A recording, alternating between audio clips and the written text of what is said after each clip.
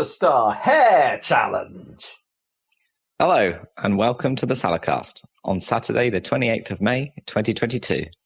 I'm your host, Dan Train. Joining me today, Zachary Burgess. I'm a podcast. And Robert Kemp. What did you say? You're a podcast? No. I'm a podcast. How did that happen? I'm gonna be a podcast, yo. I don't know. Like, are we getting into Cyberpunk already? Are we like transferring ourselves into some kind of digital audio form? It's just like wearing a GoPro, except you're wearing a microphone for the whole day and constantly recording a podcast. Constantly recording. It's like live. Well, I suppose people do that. Yeah, right? I mean that's not even that unusual. It's No. just a thing. People have just like live streamed themselves, like walking around town. I feel like a podcast is usually pre-recorded, though, as opposed to a live stream, wouldn't you say? I mean, I suppose that's true, but wouldn't a podcast be? I don't know. What do you call like internet radio these days? Is it still called like shoutcast? You call it internet radio, I guess. Is that what it is? Like internet? Is it not just? Do people listen to internet radio? I guess that what happened to that like Beats One or whatever that was supposed to be? Yeah, like Apple station. Music's, yeah, and they got like the biggest Radio 1 DJ to be on it or whatever. Zane Lowe. Zane Lowe. Yeah. All right, guys, Zane Lowe. Exactly. I don't know.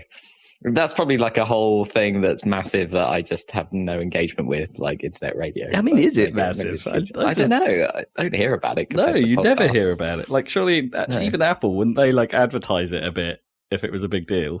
They did then, and that seems to have faded away. Yeah. What was it called? Beats One. Yeah, that's what I thought, because it was like Beats by Dre they owned, didn't they?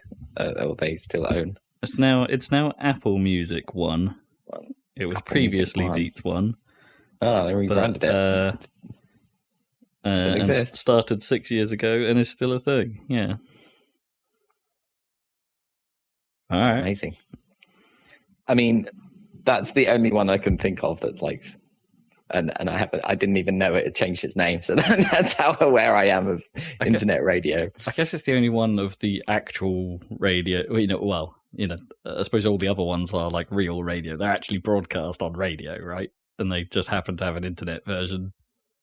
Oh right. Oh, you just going on like BBC Sounds and listening to Radio 1. Yeah, exactly. Right? Yeah, That yeah, kind of thing. yeah. I don't count that as internet radio. No, even though you that's listen through the internet. actual radio. They just happen to have a Yeah, like real stations like Capital, I guess, and yeah. things like that. But you'd think, like in a lot of countries, like the US and stuff, like the radio stations can only broadcast over a certain area, right? So, but with internet radio, they Yeah, can but that doesn't stop them anywhere. though. Well, No, I no. suppose. The US is well known for having all the local stations for TV and radio. Yeah, and they all have to have a start with a K. No, I think there's two, isn't there? something K is like west of the Mississippi or something. Oh, okay. It actually means something. So what these 4-letter radio designations are actually like intended. They're not just, Yeah. I think just- they have a meaning. It is weird. Like that must be so confusing. Like you're listening to WKWD or something. You're listening to KWAK, all ducks all the time. I mean, it's basically Oh, just the same as ham radio like names, right? Where you have your designated name, which is very specific to your like location, essentially. Yeah, it is the same thing. Yeah, but shortened compared to all the amateurs, I suppose. If you're a big Yes, radio you pay station, more you to get a shorter name. the short acronym, of course. Yeah, like a personalised license plate. Man, speaking of acronyms, I don't know why I suddenly had this thought, but I was editing an image in GIMP, as you Right? know, Yeah. and I was That's what it like, does. "What does that stand for?" Graphics. GNU image manipulation program. Oh, Yeah, that's what it stands for. And then I was like, "Okay, so then what does GNU stand for?" GNU. Okay. That's quite a lot. Is That's a rabbit this one hole. of these recursive ones? Well, yes, that's the thing. GNU is not Unix. GNU's not Right. Unix. Yeah. So it's like it's an acronym that contains another acronym, but it's a recursive acronym that contains itself. So it's like it's 3 levels of dumb acronyms stacked on top of each other. It just keeps going. And there's a lot. They're quite common in that kind of realm. Like isn't it wine? Isn't it? Yes. Wine's not an emulate. Wine is not an emulator, right? Wine. Right. Yeah. Obviously, it's Windows emulator, but they it's a backronym and the recursive acronym. I wonder if they probably could, because they probably couldn't or didn't want to use the Windows trademark in their name. That's so exactly. They couldn't put it there officially. The thing with those like acronyms, these recursive ones, is they could have picked any letter, right? It didn't have to be GNU. It could have been ONU or yeah, but right. Like the GNU project was they had a logo and shit. So you kind of want your presumably of a bird, right? A really weird logo. It's like a smiling cow thing. Wait, what? Of a GNU? I guess. I thought GNU was a bird. No. Oh. I have to look up what a GNU is now. It's a type of antelope, I guess. I would have said it was more like a bison. I don't know. Yeah, like a bison type thing. Oh yeah, there it is. Oh right, yeah, that I have definitely seen that logo before. Yeah. That's because we're programmers. We've probably seen it before. Yeah. Well, normally you just see it in terms of licensing, right? You'll see exactly. like the GNU GPL or the LGPL. Yeah, they have their own license. Yeah. Yeah, but it's very rare. You normally see it just written out like that. You don't very rarely actually see that logo. It's a dumbass logo. Well, I mean, it is ancient. Yeah. Right. Yeah. They haven't minimized their logo yet into just like a curve, a horn-shaped curve. Yeah, it hasn't just been oversimplified into like some kind of Fisher-Price shape. Yeah. It's weird because like GNU's not Unix because it's free, right? Yeah. But Unix isn't free, but Linux is free, right? So, but Linux was after Unix. After right? GNU, It was built off that free version, basically. I think so. But Linux isn't part of GNU, or maybe it is now. I think it's like it's on like a sub license level of it, where it's just like it's not as like open source as Unix or whatever. I don't know shit about Linux. Anyway, that's where GIMP comes from. Bring out the GIMP. We've got to edit some images.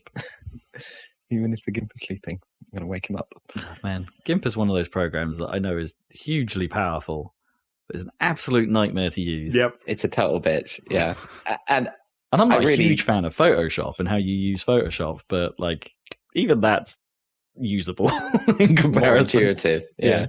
At least Photoshop, like they put thought into usability. It's just that there's so many functions that it's Photoshop's really had hard. Plenty of time. Let's put it that way to try and refine how it works. I feel like GIMP just doesn't care about usability. It just wants features. Yeah. On the plus side, relatively easy to just download plugins. That too. Right, be like, what? I need this to do this. Oh, conveniently, someone's already made a plugin for that. So then you just run it and it does it. It's good. I need to export this multi-layered image as individual images of each layer. Just get a plugin and do it. Oh, that's kind of neat. Yeah, I guess. What were you working on, Zach? Just random file that I needed to edit down. Yeah, it's definitely. I guess it's because every part of it is scriptable, right? Yeah, it was how it was always designed. Old school macros, but perhaps not slightly more advanced than like VBA for Excel. But that stuff can get quite in depth, though, can't it? You can go a bit wild with those macros. I don't know how much of that is available for Adobe products. I know there's bits of Premiere you can run scripting on to like do video effects and stuff like that. Like if you want to do like I think when I was using Premiere for some of the earlier Happy Salad videos and stuff, I think there were moments where I wanted like a camera shake effect, and you could script that in to so you could make a curve effectively in script to how it moved the camera around for you, which was nice. So there's bits of it that are scriptable, but I don't know if it's like fully automatable to be like, fix my video script, run enhance, zoom, enhance.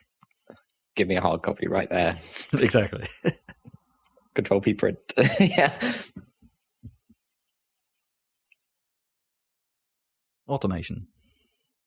I think FL Studio has a fair amount of automation these days, but I don't know.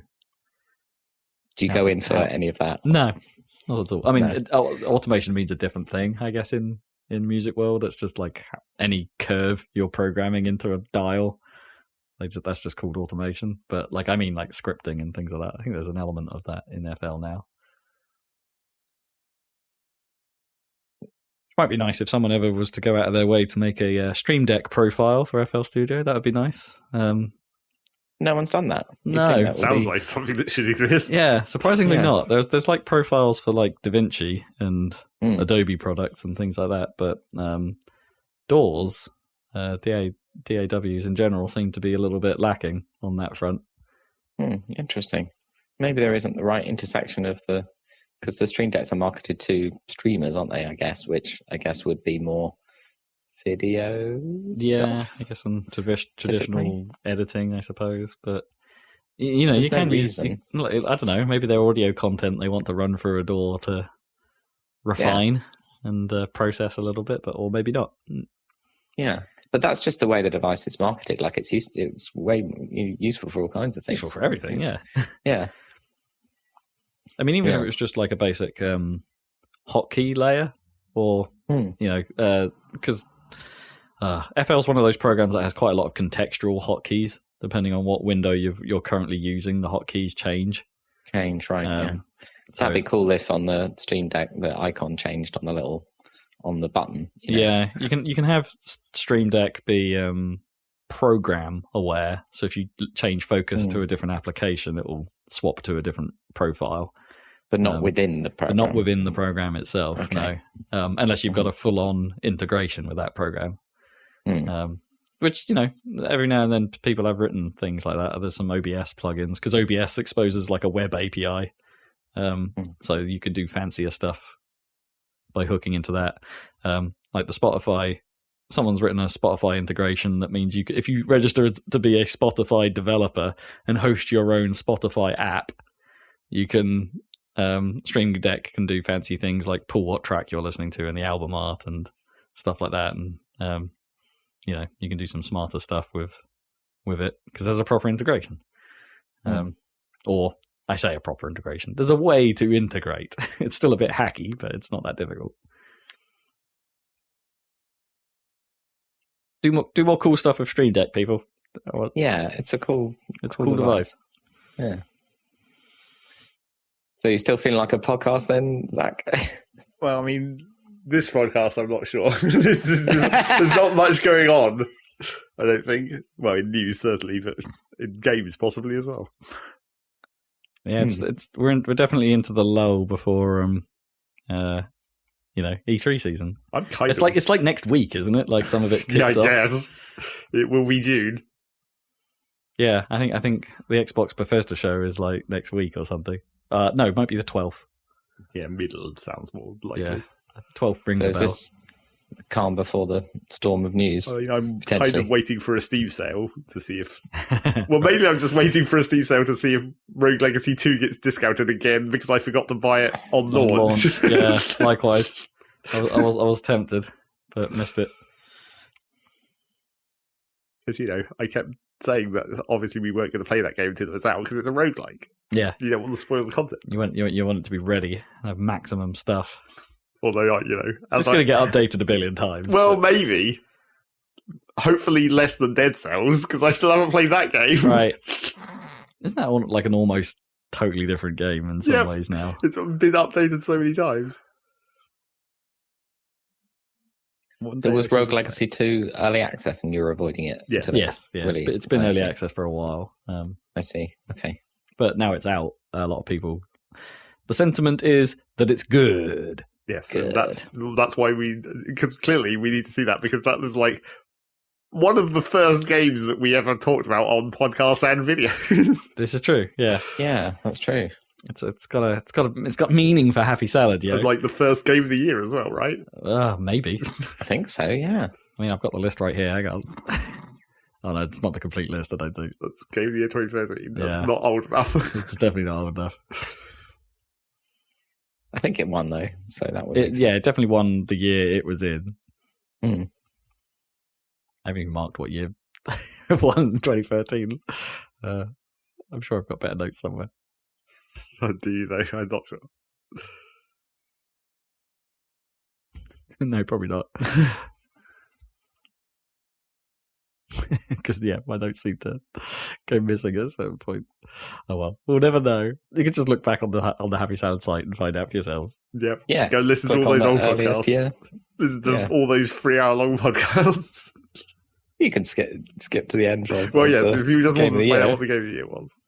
Yeah, if you don't want to know what the worst audio thing 2011 was. Yeah, but some of those early there were definitely some good years for like best and worst audio thing. And most graphics. Most graphics, yes.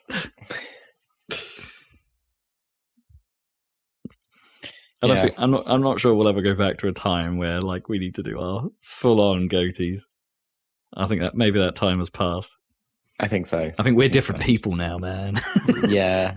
Well, it's true. And the industry is different as well, isn't it? I feel like as long as they're still good games, then we're all good. Except maybe there aren't good games this year. They've all been moved to next year. Is that true? I don't know. May I cast your memory to Tunic? Well, sure. You've got a. I mean, that's pretty much top of the pile right now. Yeah, Tunic's a strong one. If I get round to playing that, I will agree.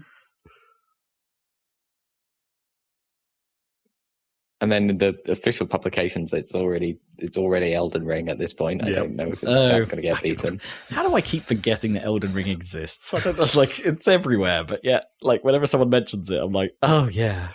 I don't think there's much chance of that not being Game of the Year. And no, pretty much everywhere. Places. It's probably going to be, Yeah. I don't think there's a heavy hitter left this year that's capable of topping. God of War, right? Never know. Yeah, I suppose. But I don't think that's going to beat it, even if it's another good God of War game. I reckon there's the probability it will. I think that and Tunic actually do that. Like some places will put that up above Elden Ring just because they're not from soft people. In the same way that we're probably not going to do that. Yeah, well, I don't. I think like the few remaining major publications have an Elden Ring person on their staffs. Yeah, it's usually one. Pretty much everyone does. Yeah.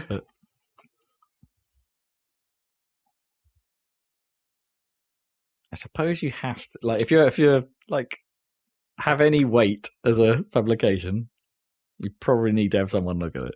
And technically, we did. We got a guest in, so Yeah, that's true. And Kim has fucking loved it too. So he did, yeah. If he was contributing to our game of the year, then maybe he wouldn't have a chance. Happy Salad now has weight confirmed. Maybe we should bring him in at the end of the year just to bang on about Elden Ring. Fuck everything up. Yeah. Exactly. Yeah. Guess top 10. But yeah. What with Starfield leaving the year as well. That was never going to be a game of the year, I don't think. You don't reckon? Like, it's just too Bethesda-y. Yep. I didn't think that was going to come out. But I don't know.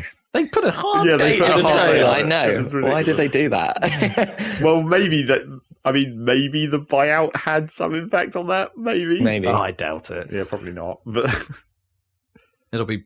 Oh well. No, probably not.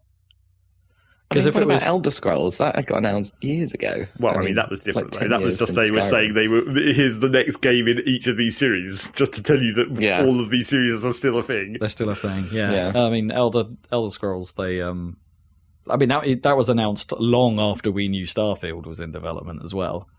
Was it though? I think they were all announced at the same time. No, because it was that one E3 where they were like, it's Starfield next, and then it's Elder Scrolls, and then it's we definitely knew about Starfield before.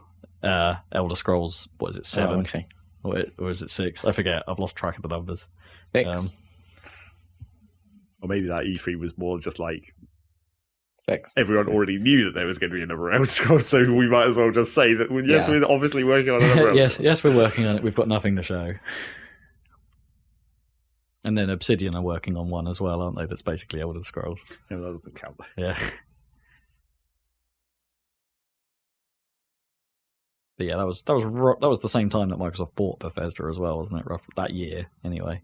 I think. I don't know if it was that year. It might have been pretty the year close. after. Yeah, it was pretty close.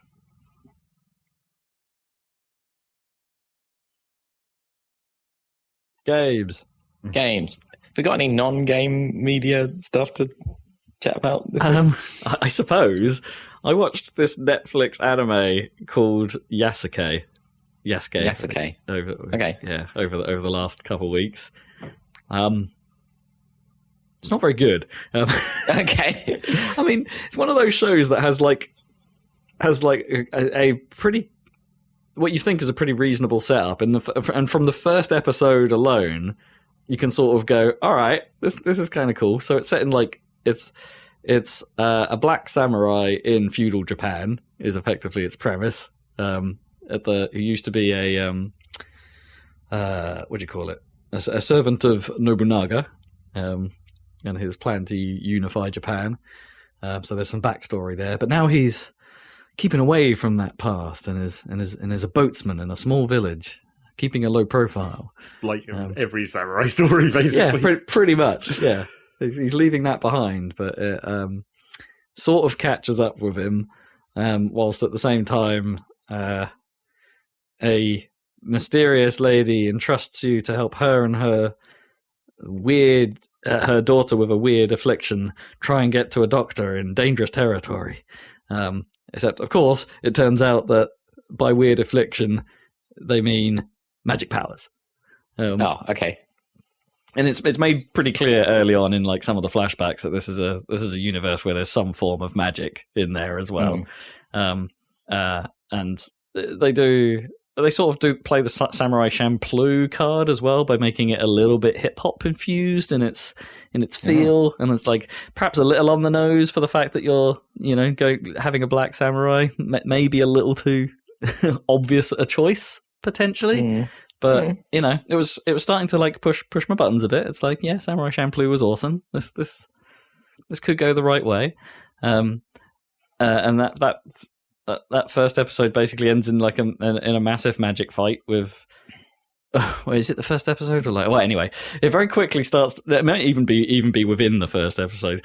This is clearly one of those shows that didn't have many didn't really know what to do with its core premise. It's like, okay, yeah, set up. You could have like a traveling journey where things happen and the bond between the two characters is built and da da da da da.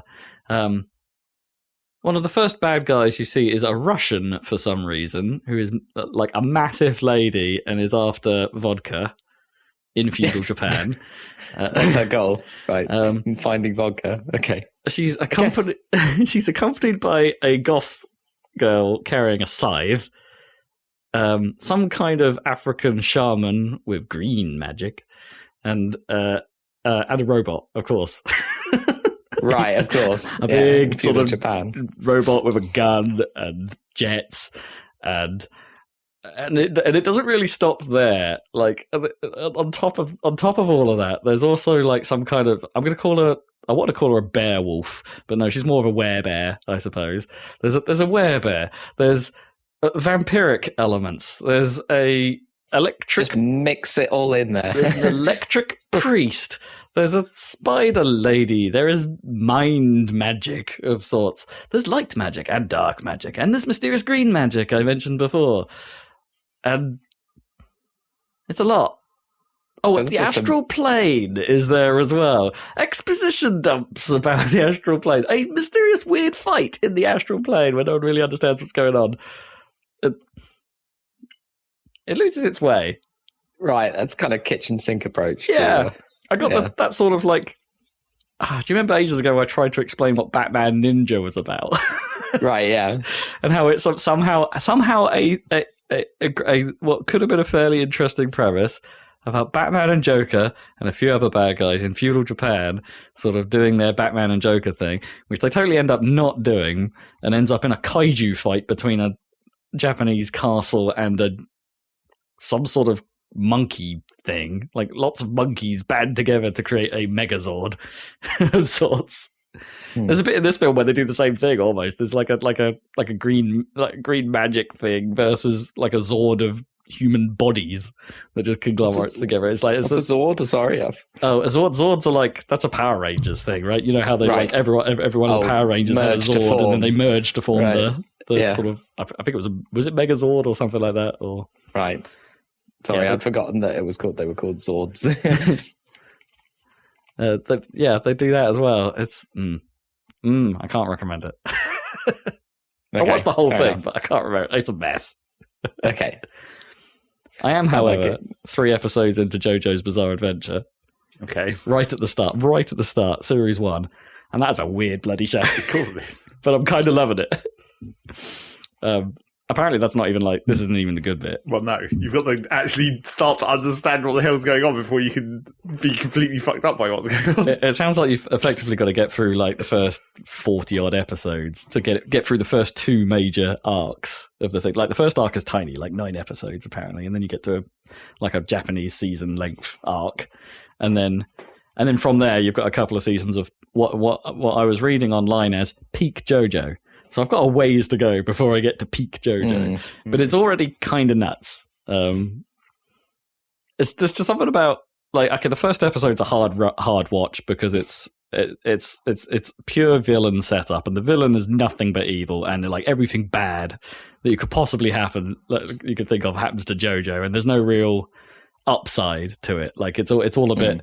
This is a bit frustrating. It's frustrating because it's nothing good is happening at any point, and it's just annoying. It's kind of in the sort of why are you doing this? Why? I know why you're doing this, but you're your motivation is very thin. But why are you doing this? So you know that he's putting himself through this kind of punishment for a reason. It's not even that. It's JoJo's bit. JoJo's Bizarre Adventure seems to be entirely about the feud between a character called JoJo, which is someone's name beginning with Joestar, and hence JoJo, and a character called Dio, and how this feud carries on through generations of characters that all end up having the same name. And at the start of this, it's just the very start is just Dio being an asshole, for an entire episode to JoJo for no real reason. It gets pretty dark. A dog gets murdered. It could quite easily just be one of those things where it's all this stuff that seems almost random at this point is totally going to become important. Oh, sure. I bet. And it'll be there'll be throwbacks and callbacks and but references and stuff all throughout. It's going to be retcon though, where it's just there's no way that was actually the intention of this at the time, but we're going to come up with this stupid reason in this future episode. Oh, maybe, yeah. I mean, spoilers, I suppose, if you're going to watch this first arc. There's already vampires. It's got vampires pretty quickly. It's put the vampires in the sink, but it hasn't got the whole kitchen sink. We haven't got the whole kitchen sink yet. It's and the extra what is great and terrible at the same time is it's a Japanese take on Britain. So everyone's trying to be gentlemanly, and it's the age of Jack the Ripper, and oh right. So some of the translation here is great because it's referring to people as being bloody nice blokes. And is it metropolitan, London? No, Whitechapel. There's a small portion of it is, but it's the Joestar family are rich, and so they have their own mansion somewhere, right? And it's not really mentioned where that is, but it's not in London. But there's a diversion into London for a bit. Or the London of this world, right? Yeah, whatever the hell's going on. Yeah, it's weird, but it's immediately more. It is very fast. It's the cut, the speed at which it moves is rapid. So yeah, it's super engaging. As I say, I'm only 3 episodes in. I only started a couple of days ago. And you have to get to 40 to get to the start of peak JoJo. Okay, but it's already mad. Sounds like a much better bet than the previous one. Than Yasuke. At least Yasuke was only 9 episodes long. That's right. It had that going for it. Were you aware of JoJo's Bizarre Adventure then, Zach? And well, I mean, if you're on the internet, you can hardly not be aware of it because of memes. I mean, and we should be aware of it because there's a game coming out soon. I'm sure there's been more than one game of it. Yeah, but news. There's a JoJo fighter. I'm sure several of them have been fighters. Yeah, if not brawlers at least, or Dynasty Warriors of some sort. Well, I don't know about that. I feel like JoJo is more focused on one-on-one than mass enemies. Maybe, yeah. Okay, shall we do the news then? What of it there is. This is a podcast about video games, and we have some limited video game news for you before the whirlwind of not E3 starts, probably next month. Maybe. And can I vaguely express my annoyance at all the spoilers about that Rescue Rangers film? Oh. Because that Rescue Rangers film actually looks decent, but there's spoilers everywhere on the internet. Have I seen spoilers? I think I might have seen a spoiler for that already before I even knew what it was. I mean, there's probably throwaway, and it's probably not all that important, but there's one hilarious spoiler that's just everywhere, and it's like the most surprising thing they could have thrown in, I guess. But it's great. It's great, but I wish I'd have seen that. I do know. Yeah. I mean, it's brilliant. It's related to the kind of films that we that we watch for Absolutely. this show. Yeah. It's brilliant, but I kind of wish I'd seen it in context rather than casually scrolling past it.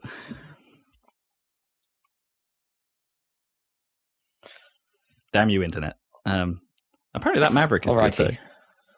Yeah, Top Gun. It's like taken over radio. Like everyone's talking about it constantly, it seems.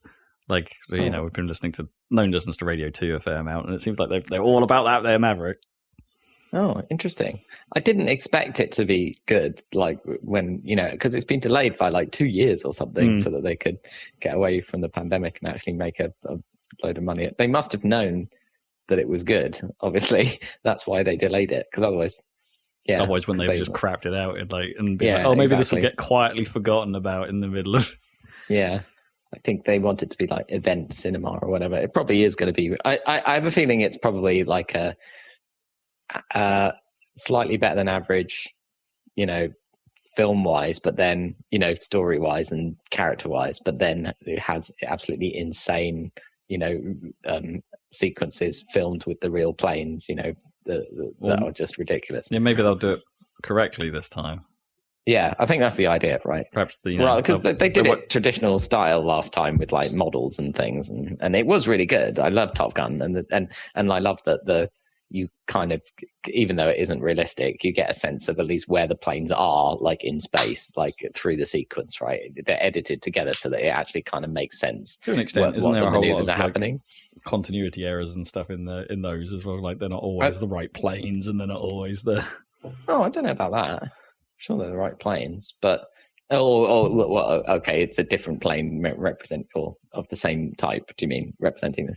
Yeah, I don't know. Potentially, yeah, like they're maybe even in the same sequence. I seem to remember stuff like that. Like it's like just the cuts of shots they have aren't always the right thing. Right.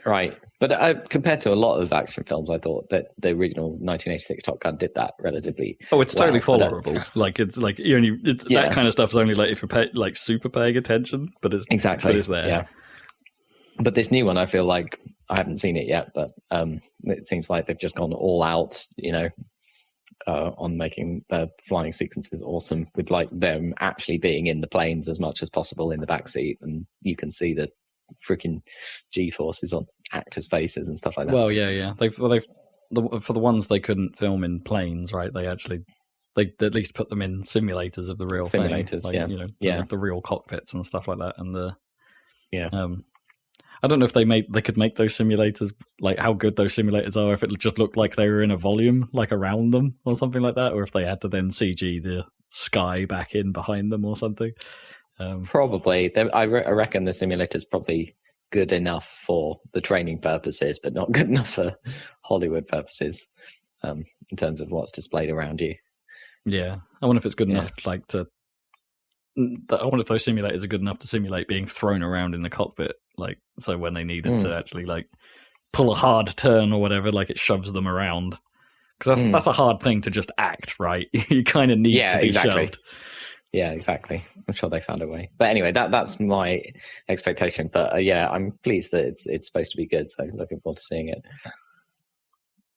Weird that it's taking over Radio 2, though. I suppose everyone on Radio 2 probably knew the original. So. Yeah, I wonder if they sort of like grew up with it or something.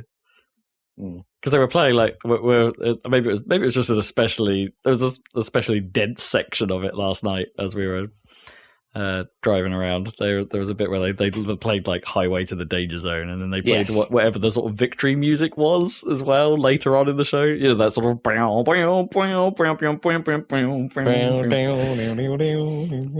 that came up. Yeah, that's great. Yeah, it's a Highway to the Danger Zone. There's that victory music. And there's like the love thing is Take My Breath Away, isn't it? Yeah. I don't see how, no matter how many good aspects there are of this new one, they can't have matched the stupid music in any way.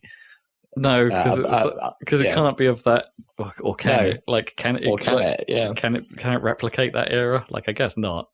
No, I don't think there's going to be a hit song from Top Gun Maverick unless it's recharting Danger Zone. Some kind of dubstep remix.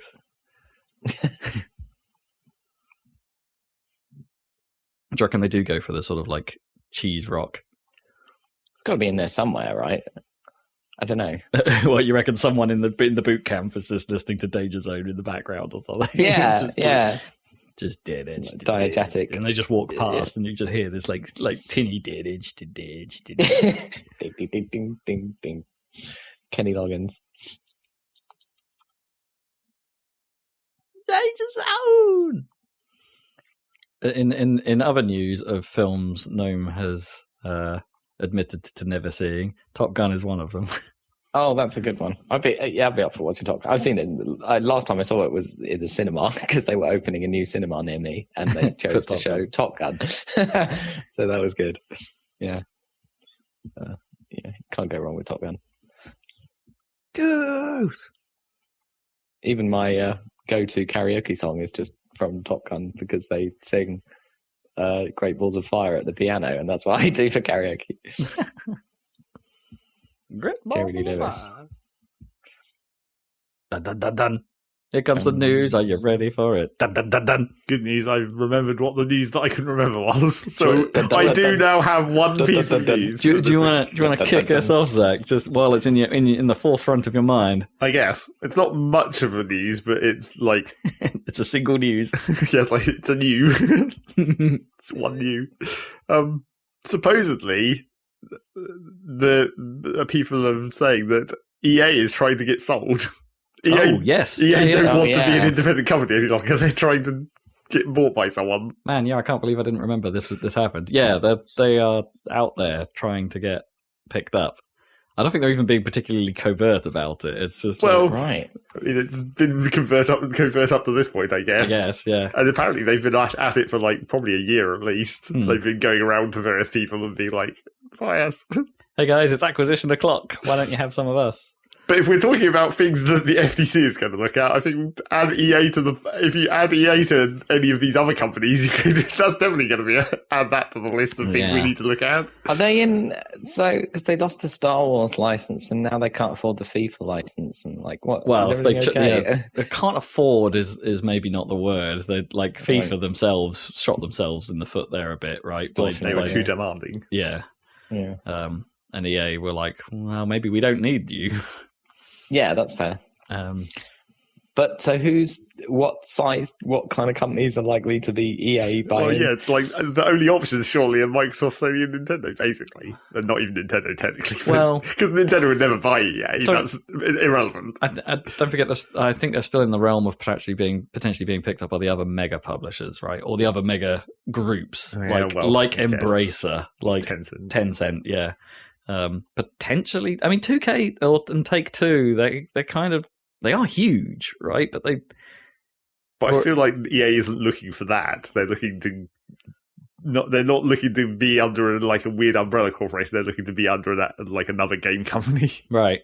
Because I think that's one of the parts of this rumor is that they basically, in reality, the only thing that they care about is whether Andrew Wilson can keep his job. So he wants to sell the EA to another company, but still keep all his money, basically. Well, I mean, he would get even more money, presumably. Oh, well, I don't know. Actually, he doesn't own EA, I guess. No, but I mean, who knows what shares he has or whatever.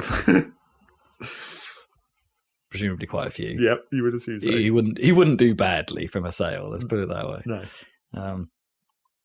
But yes, I can't see. And they're trying to get bought by like some kind of streaming. So like Amazon or Apple or Disney. I mean, maybe. I mean, those I did see that mentioned like NVC or something. I'm just like, what? I mean, if they wanted to expand into games, then they could buy EA, but I can't imagine why. Like, presumably someone owns NBC, right? Or is NBC their own entity? I forget. Is that like... I think NBC might be the top of that pile, right? Okay. NBC used to be part of General Electric, didn't it? Like that, because if you ever watched 30 Rock, like, which was a NBC sitcom about NBC, right? Yeah. And then who was it? It's Liz Lemon and what's his name? Jack. Jack something. Yeah.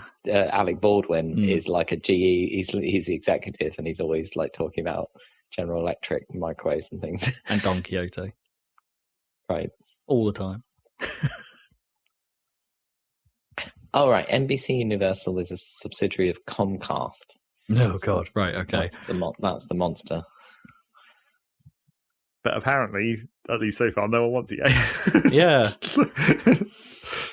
I mean, EA find themselves in that awkward position of the company you'd think would never get bought, right? Simply, in the same way that Activision Blizzard kind of was, right? It's like, the problem is that Activision Blizzard sale has happened, and it's costing Microsoft an unbelievable amount of money. Like, I don't think Microsoft would be. They probably even though they probably do have the Benjamins, they like with one major acquisition going on, and they're probably not in a hurry to do another that's maybe the same scale. Well, and the Activision one was kind of a discount. You could, but then like EA's. I wouldn't say EA's in a particularly great spot at the moment either. No, but not on the same like level. If it's a discount, it's just because of what their share price is currently, not because of something that happened that fucked up their share price. Yeah, I mean, EA aren't exactly under scrutiny for the same kind of nonsense that Activision and Blizzard are, right? I mean, they probably are on some level. Yeah, I mean, everyone is.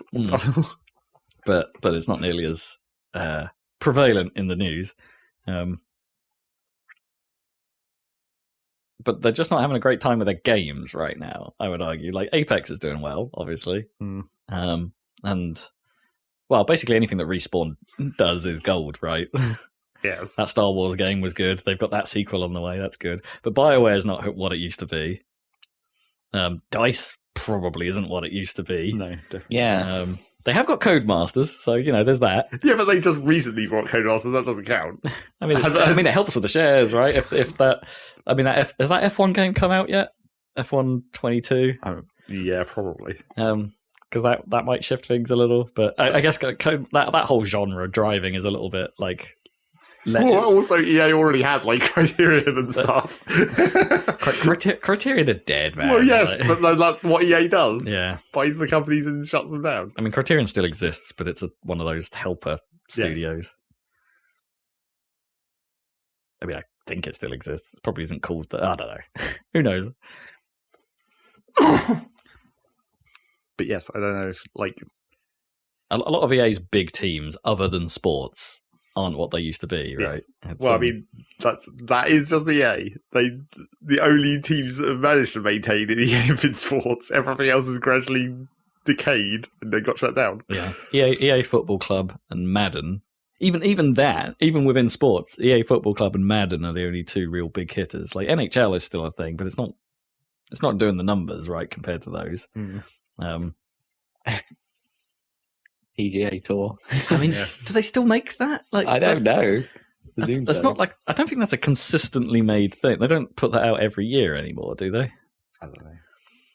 It feels like a long time since I've seen a PGA Tour game. Well, it's probably because they had to change the name. You don't recognise it anymore. Oh, yeah, maybe it's not called because it's not Tiger Woods. Oh, well, I thought 1 year they called it Rory McIlroy. Yeah, and then perhaps just reverted back to PGA Tour. Yeah, then they didn't have a name on it because they maybe realised that attaching your brand to a specific person was a bad idea all along. Yeah.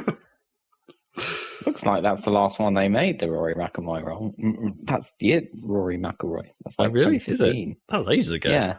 Yeah, so there hasn't been one for since 2015. 7 years. What? Yep. Wow. That seems nuts. I mean, were they muscled out of the market by the golf club? Or maybe there is, I don't know. There must still be a market for golf games. I mean, people get old and... I mean, is there? Well, yeah, maybe. But then everyone plays Mario Golf. I don't know. I don't think everyone does play Mario. Or everybody's golf. Or Wii Sports Golf. Yeah, there's not that many. You're right. It's Madden, NHL, FIFA, UFC. UFC, yeah, I forgot they did that. F1, which is the Codemasters thing. They haven't done a boxing game for ages. Fight Night hasn't been a thing for a long time. No. No. I want to say, yeah, because they didn't they try to come back into the basketball realm at one point, and then that was an utter disaster, or that development didn't really work, so they bailed out of it. Because 2K have just got that sewn up. Okay. Yeah. So, other than FIFA and Madden, even EA Sports probably isn't doing numbers. Because I just assumed that they just kept making those EA Sports games forever. But yeah. That's interesting that they petered out on quite a lot of the actual franchises within EA Sports. Just doubled down, I suppose.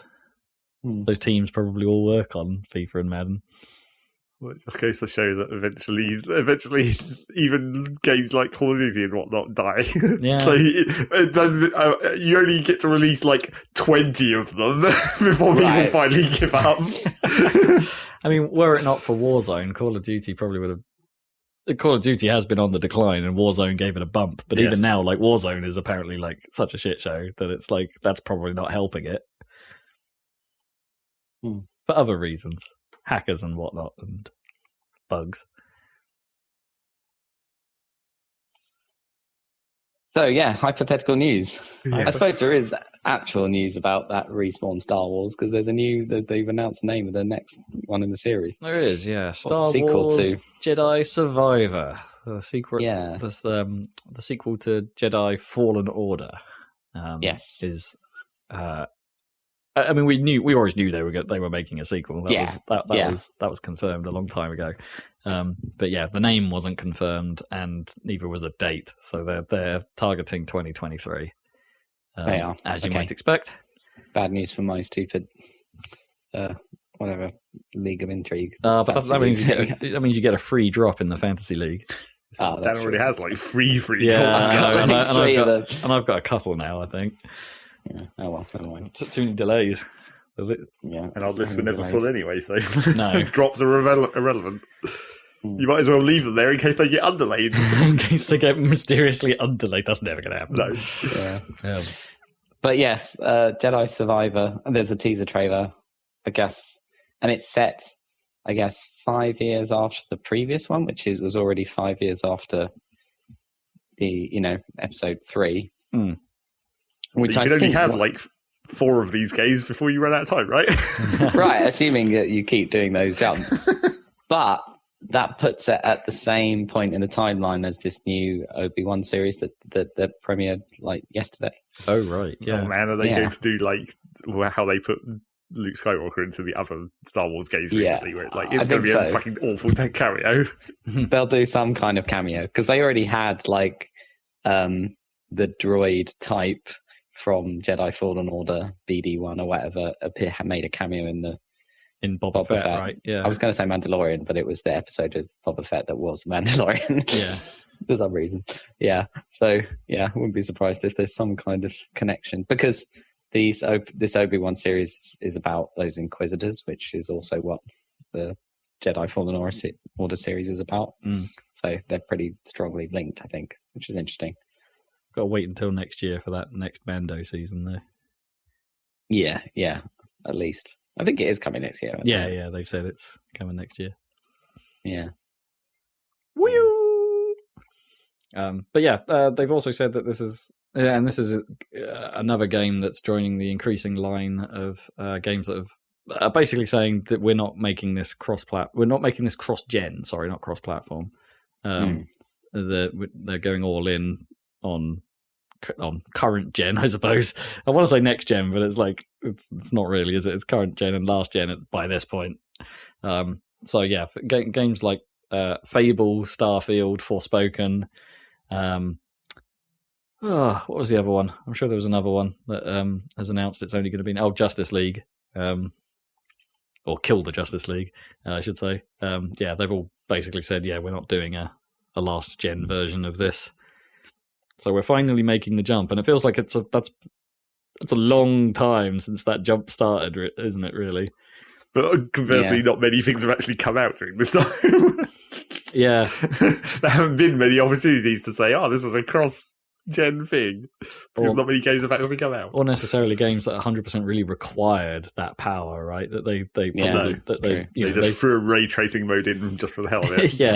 yeah, or made it run at 60 instead of 30, that kind of stuff. Performance mode and ray tracing mode, and then it's like there's 3 modes, isn't there? There's the standard mode for the previous generation, then there's this double frame rate mode, and the ray tracing mode for the new generation. With a bit of a pixel bump somewhere along the way for free, that kind of thing. Yeah. This is interesting because, especially given that Fable and Starfield are on this list, and now that they're first-party titles. I mean, Fable always was, but Starfield, I guess, perhaps gets a pass on this because it wasn't first-party for its entire development. But that means Fable might be the first game that's from Microsoft, a Microsoft studio that breaks their own rule.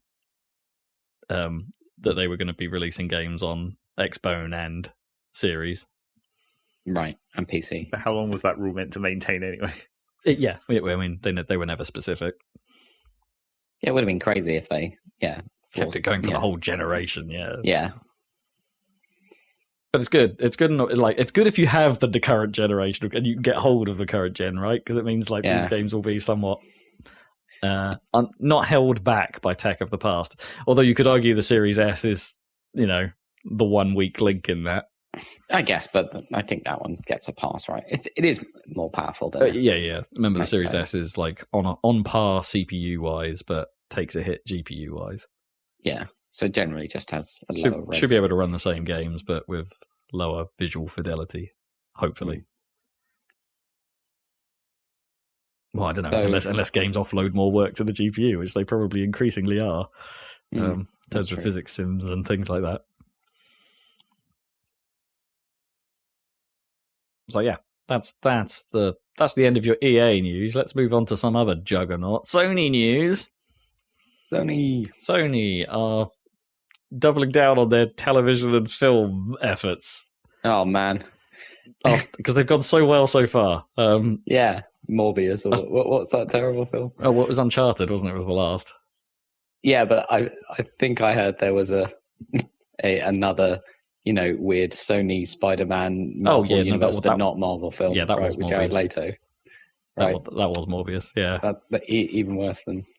Well, I feel like Uncharted would just be bland, and I think Morbius might sounded properly bad. It seems to be it seems to be having one of those weird resurgences though. Like when it came out, everyone was like, "This is terrible. This is the worst thing that's happened to Marvel since Marvel movies became a big deal." But I don't know. I seem to be hearing quite a slight increase in people going, "It's awful, but it's enjoyable." There's a sort of one of those kind of good bad. Yeah, I don't know. I think that's unlikely. Car crash kind of. Yeah, that kind of thing. So what else is Sony doing TV wise then? Horizon Zero Dawn is coming to Netflix at some point. Oh. Okay. I mean, that could work. That might actually work better as a show in some ways than as a game. I don't know. I think in a weird way, a lot of Sony properties could. I feel like, and I think Sony are on a bad track here. A lot of Sony properties feel like they could be cinemified or televised in some way. Yeah, they're all basically just Indiana Jones. It's Uncharted, Horizon, God of War. They're all basically Indiana Jones. If you're talking about how you convert it into a television /film, you go and explore a ruin of some kind. Magic happens. Yeah, I mean, I never had much love for the Horizon world particularly, but I think you could set a TV show in that world, I guess. Yeah, I think it's good. As long as the writing's decent. Yeah. The struggle they have with Zero Dawn is that most of Zero Dawn's interesting story is the stuff that led to the world's creation and how the world is, and a lot of it is like told through flashback in that game, and so whilst that's not a mechanic they necessarily have to steer away from in the TV show, it is a kind of it's a flaw, right? I was way more invested in finding out what happened in the historic story than I was the things I was doing at the damn time. Oh, I mean, wasn't most of the stuff you were doing at the time in service of finding out what the historic story was? To an extent. Like, oh boy, can't wait to unlock the next cutscene. But you know what I mean? There was a whole lot of exposition to try and get to the point where they figure out how to stop the bad guy in current time, right? All of that backstory in terms of the frontline story is just getting to the point where it's like, oh right, we need to do this. Right. It's just like you have to keep listening to the audio logs until you find out what the password is. Pretty much, yeah. Do the people in the world of Horizon not know the backstory themselves? No, they don't. Okay, that's sort of the point. Right. Yeah, it's a key part of that world that nobody knows. Even though apparently there's these audio logs lying around all over the place that will just tell you fairly directly, in fact. Fairly directly, provided you have one of the ancient tech things. Well, yeah, it's true. Yeah. You need to be able to translate it into whatever format you can listen to. You need the focus. Nobody knows what MP3s are any longer. No. Nobody's face is a unloaded JPEG. So that's the thing, and there's also reports that there's a Gran Turismo project of some sorts in the works. Fast and Furious, right? Okay. Well, yeah, I would look to that. I would also look to EA's Need for Speed experiment, which was not well received either. Was that that's closer to Fast and Furious, surely? I think that was maybe. It was kind of like. I'm trying to think of how to describe it. Yeah, I guess it's more like the first Fast and Furious film, that kind of style, like pre-madness Fast and Furious. But perhaps a little too tonally. What's the word I'm looking for here? Serious, I guess. Right, earnest. Yeah. Keep it like but Gran Turismo is earnest.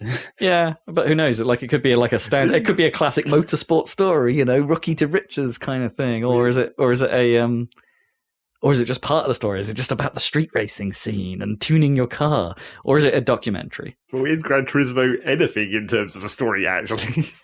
I mean, it isn't really like there's nothing. Just like Forza, earlier Forzas, where it's just like here's just drive cars. there's no actual story to it or anything. I mean, the only thing Gran Turismo has going for it, is that career mode, right? Where you start with a but that's just like every production car and tune it up, and then it's like every driving game ever.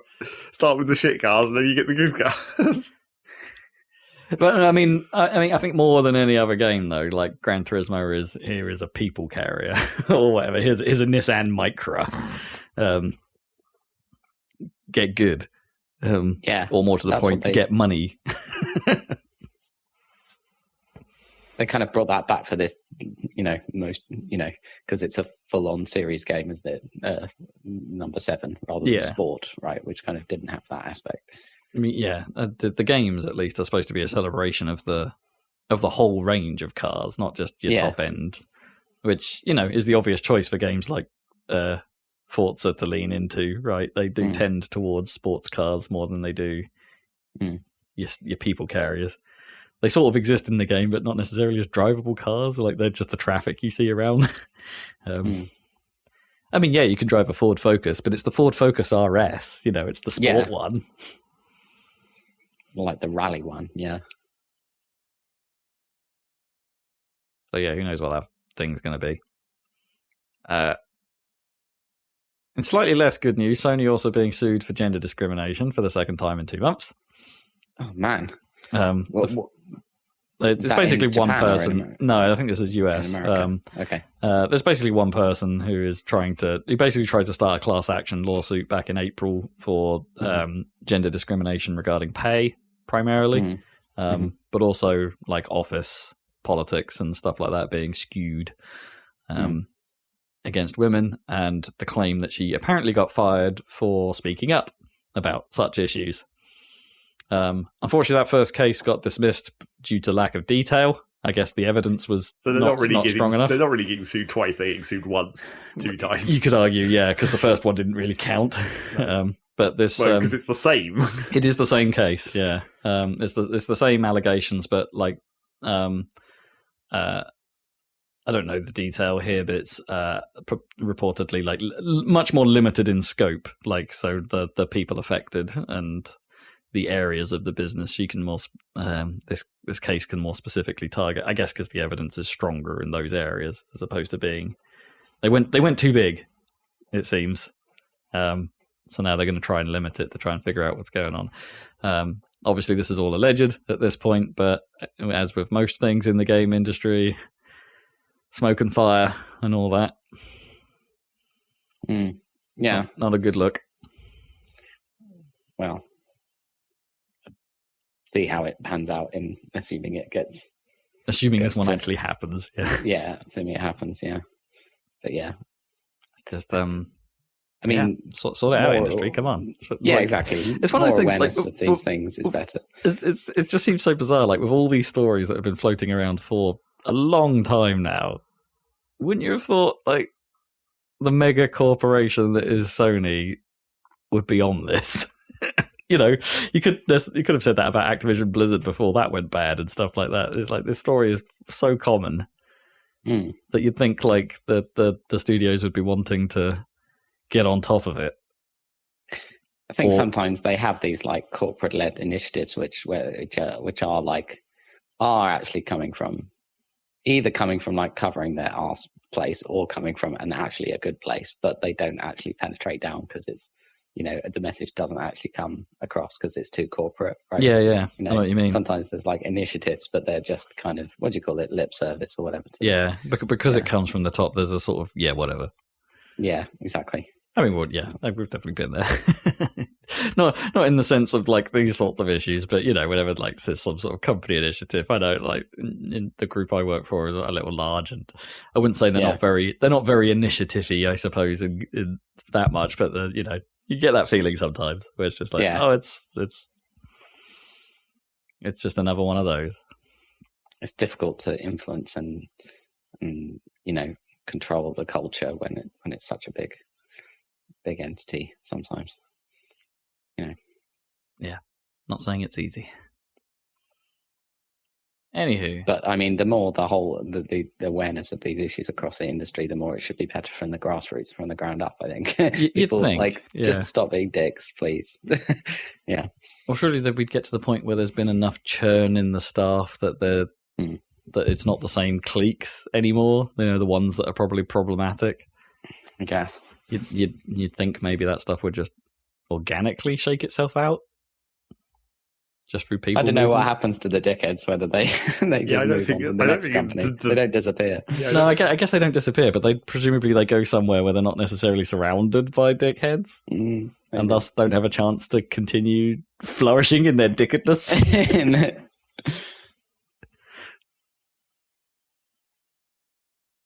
I don't know. Unless they just move from one like-minded company to another like-minded company. I suppose that can happen. If it is everywhere, and it sounds like it is.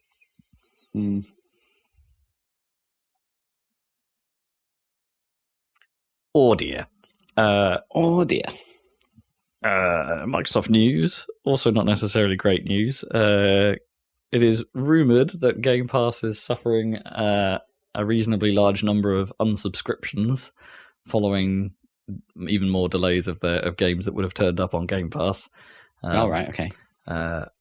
Or the general, what is being referred to as a AAA drought on the service. Or it's the same thing that happened to Netflix, where everyone just stopped subscribing after the pandemic. Which is I think is also probably true. Well, it's a triple, like Netflix. It's like end of pandemic, they increased the price and the cost of living went up for everyone. Like not just in the UK, but in the US and everywhere as well at the same time. It's like that's why everyone suddenly cancelled Netflix. I mean, Game Pass hasn't yet increased its price, but it's rumored to be coming. Whether there's any truth to that or not. And in fairness, whether there's any truth or not to this report is unconfirmed. Because I don't think the real numbers for Game Pass have ever really got out there. And they probably wouldn't get out there with enough frequency that we could tell anyway, right now. But that seems to be the, the Twitter sentiment. Look out for Microsoft's E3-esque showcase where they'll probably just put up a big number on Twitter. It's like some number of million subscribers to Game Pass. I mean, don't get me wrong, I bet it is a massive number at this point. Yes. Whether that's a massive number to do the amount of money they need to keep bringing in AAAs. Supposedly, like bringing in Guardians of the Galaxy to the service, which wasn't on launch. It was sometime after Guardians of the Galaxy launched. But apparently that cost Microsoft quite a lot to get Square to agree to that. So this thing isn't cheap for Microsoft to run, let alone they do need volume of subscribers to help pay for AAA games. But yeah, I guess if Microsoft themselves aren't putting out AAA games, that hurts the service.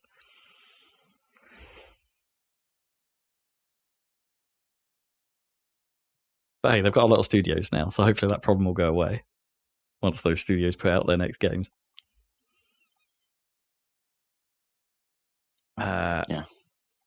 What else we got?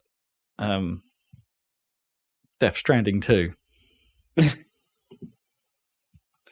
it happening? According to Norman Reedus. According to Norman Reedus' offhand comments, as voice actors tend to do when they kind of forget that they're not meant to just tell everyone what they're working on. It's definitely not the first time, is it? Yeah, in a fairly innocuous question about what he's worked on and stuff like that, Norman Reedus just straight up said, "Oh, we're doing the second one." We're doing the second one right now. And it's like, okay, this wasn't really released. This wasn't officially known. And, for months, all Kojima's really been posting on his Twitter account about game dev and stuff like that is experiments. It's like Kotaku pointed out, like the recent news, he was using Ultraman toys just with the phrase experimenting on the tweet. But he does that a lot. There's quite a few like things he'll just like tweet. He'll tweet a picture of something and he'll just label it as experimenting.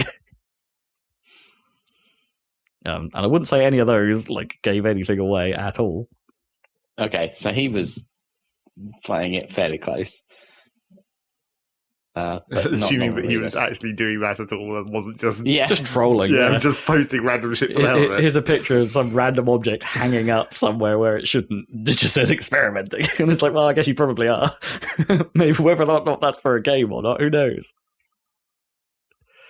What could they possibly do with a Death Stranding 2? That's what I'm wondering. Like, yeah. Didn't they conclude it, like, pretty much? I don't know. Kinda, yeah. But I suppose these... I mean, the world is still messed up and everything like that. It's not like they fixed the world in the story of Death Stranding, but...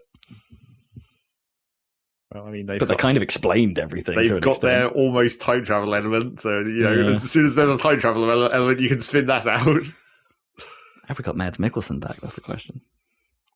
Yeah, how are they going to get that cast? Apparently, they have at least one of them. They have Norman Reedus. They have Sam Bridges. That's the key. Sam Bridges of Bridges. Will he be the main central playable character again in the sequel? I guess. He could still have Bridge Baby. BB. Spoilers, I guess. And I guess Fragile's still about. Fragile.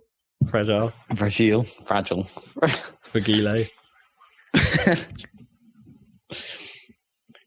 I don't know. I mean, what else could they add? Like, how much, like... I mean, they've already gone for a pass of adding everything you could possibly think of, I suppose, to a walking simulator. Because would they add a guy anything... carrying package simulator? Exactly. Because if they made it, like, quality of life improvements and made the gameplay nicer, would it even be? That's kind of besides the point. Yeah. The point was it was kind of annoying to play. I guess that's the thing, right? They'd have to come up with new and not very interesting sounding ways of making the gameplay more irritating. Yeah, because that game is in its mundanity, right? Like they need to come up with some other more tedious way of traversing the landscape somehow. What could be more tedious than walking everywhere? They just need to lean into the stupid reconstruction aspect, and then suddenly have the sequel be like a weird Kojima city builder. We move on from a walking simulator, and now it's a logistics game. I guess I hadn't thought about that. Yeah, maybe it isn't about walking around the landscape at all. Maybe it is something totally different. Now you've connected everywhere to future Wi-Fi or whatever. You can start to build more infrastructure. Make those roads actually matter. Death Stranding racer. It becomes Carmageddon against the spirit things. Yeah. Well, what a weird... I hate to say it, but it's going to be a must-play, right? Just because of the madness of it. I kind of hate those words coming out of my mouth. Well, it was more surprising for the first one. It's more surprising that the first one managed to catch everyone, but then to say that the sequel is going to catch you is that's less surprising, because it's just if you've been caught by the first one, you obviously have to find out what the fuck's going to happen in the second one. Yeah. I 100% understand the divisiveness of it as a gameplay thing, but there are people that absolutely love this thing. Yeah, not just and appreciate in a weird kind of way, like cultishly worship this thing. It's odd. I can see kind of why. It could, you could get really into it, even though it's bizarre. It's a bit like it's an anime style, really, isn't it? But then again, there's definitely bad animes, as you were talking about earlier. Yasuke. Yeah. I don't know, man. They've already got a man cannon. That's the thing. They've already put cannons in the game, so you can just fire packages around and possibly yourself. Or you can have a robot carrying your man carrying a package. Little robot guy carrying Norman Reedus carrying a package. Keep that chain going. What else do you want? Tanks. Maybe those World War II tanks actually come real.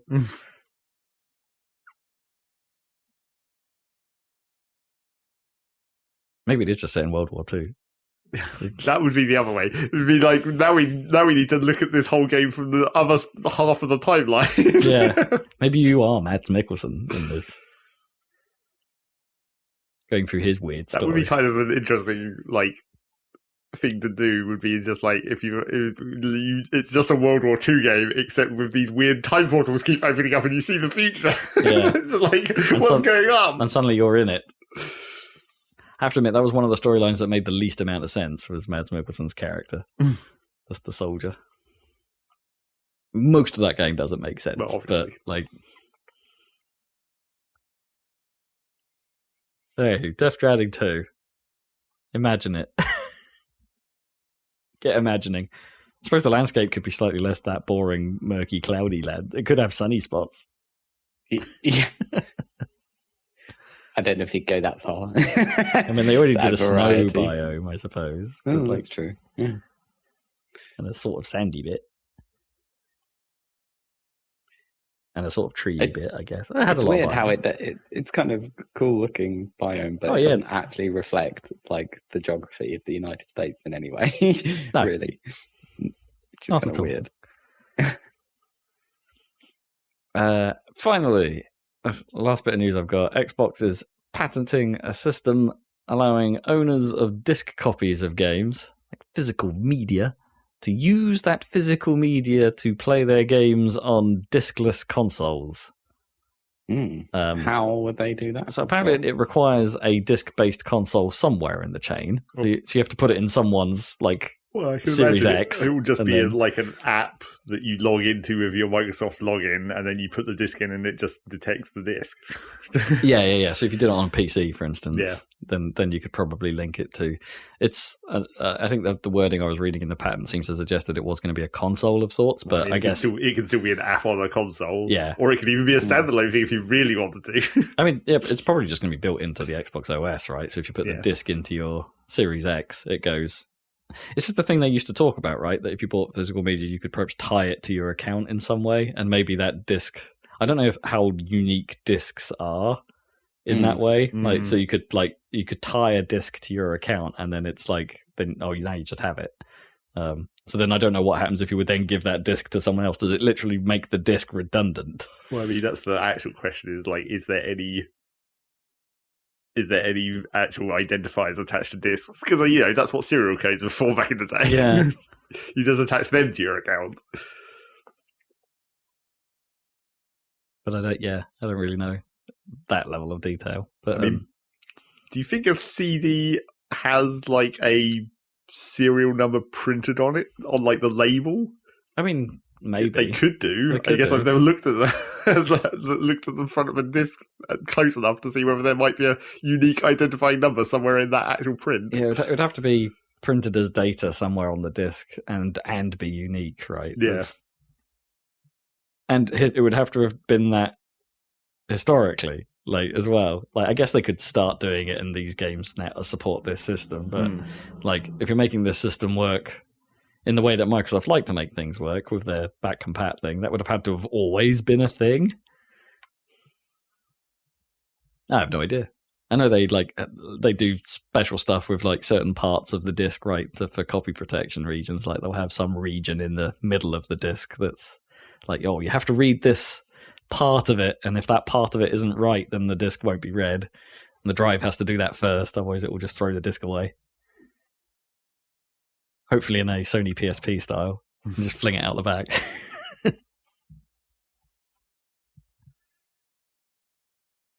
But anyway, I guess that's kind of cool. Like, if you're a Series S owner, there may be a way via your PC or via a mate to get your gifted games on your system.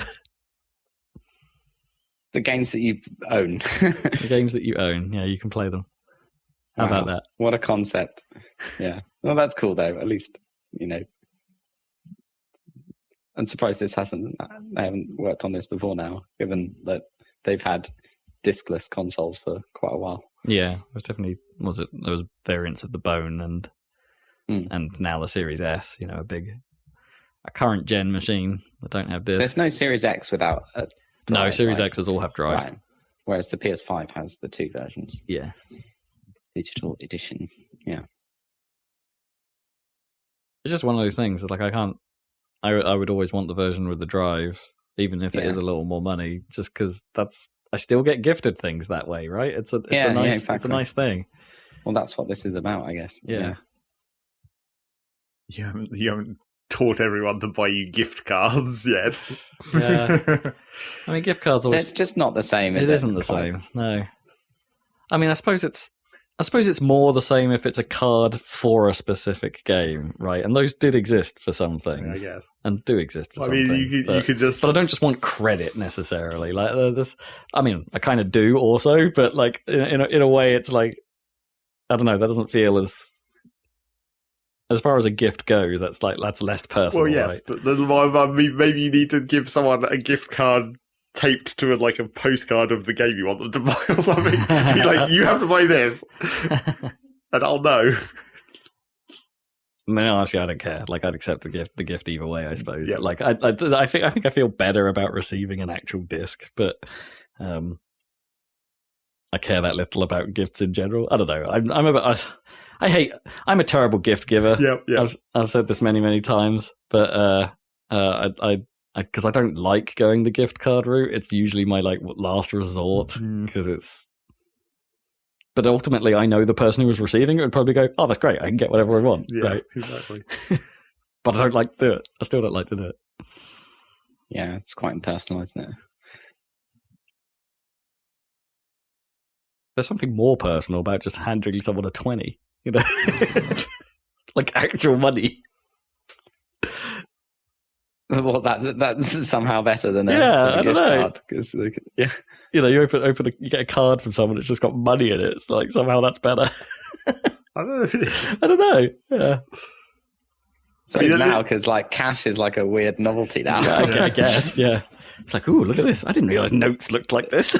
They're plastic. Maybe it's a like It seems more personal if it's a gift card for only because that proves that they understand that you use that service. It's like that's the level of personalization that the gift card gift gets over straight cash. It's like one year when my mum asked me if I use Steam. Oh, right. About in like November, and I didn't realise what was going on at the time, but it should have been really obvious. In November, of course. Yeah. It was like, oh, Steam gift cards. Well, yep, okay then. Should have seen that coming. Although, honestly, how has that knowledge not reached her by that point? I'd only been using Steam for like 12 years by that point. Yeah, that's true. But, you know, people just don't register that kind of information at a certain level. Yeah, if it's not a service they're already involved with, like, why would you think of it, I suppose? We have slightly advanced from everything being a Nintendo. the 80s situation. Are you playing Nintendo? No, I'm playing Sega, bitch. Put your Nintendo down, for the love of God. This is a Game Gear. Game Gear, not a Game Boy. No, it's a Sega. It's a Sega. Could tell because the battery's already run out while I was talking to you. I see you've wasted my time. Cool. That's the news. Yeah. Somehow we talked about it for a long time, even though there was none of it. I guess there's the sad news of R.I.P. to Ray Liotta, voice of Tommy Vercetti, but also amazing actor. He was quite young. It's sad. Yeah. Yeah. Have you if you haven't seen Goodfellas, recommend it. You know what? I never have. Oh, okay. Yeah, you need to watch that. I've seen that. I don't know if I've even ever watched any of the Godfathers properly. Oh, really? Oh, gosh. Yeah, they're amazing. I mean, they're quite different, Godfather and Goodfellas. They don't sound that different because they start with the similar letters, and they're also about Italian mafia. But yeah, Goodfellas is really, really good. Maybe the best. What are the best Scorsese films? That might be one of the best ones. I suppose Taxi Driver. I don't know if I've watched many Scorsese films in general, actually. Taxi Driver, Raging Bull. I haven't seen Raging Bull. That's my. I've got it downloaded somewhere. Yeah, I think they are the big ones. I think it probably is. Goodfellas is probably one of the top. Is Departed him? Yes, that's him. Yeah, I haven't seen that either, but that's on Netflix at the moment. I think it is. Yeah, that's actually a remake of Hong Kong action film, isn't it? I have no idea. Infernal Affairs, I think, is technically a remake. Affairs. Yeah, Infernal. Technically a remake of that. But that's cool. But yeah, Ray Liotta's in Goodfellas. I don't know if he's in other Scorsese films. Is he in The Irishman? Was that the fairly recent one? No. Yeah. With all the, like... de-aging stuff. That's it. Yeah. No, I don't think it's in that one. Anyway, yeah. But he was the voice in Vice City of the main guy, which made sense, right? Because of Goodfellas and stuff like that. It's a good pull. Yeah, that was a really good... Yeah, and at the time, like, you know, the games were kind of... It's kind of cinematic game stuff was a relatively new idea, I suppose. Relatively, yeah. Yeah, so they did well there. It really helped. I'm trying to think of games back then that actually did get like big names in.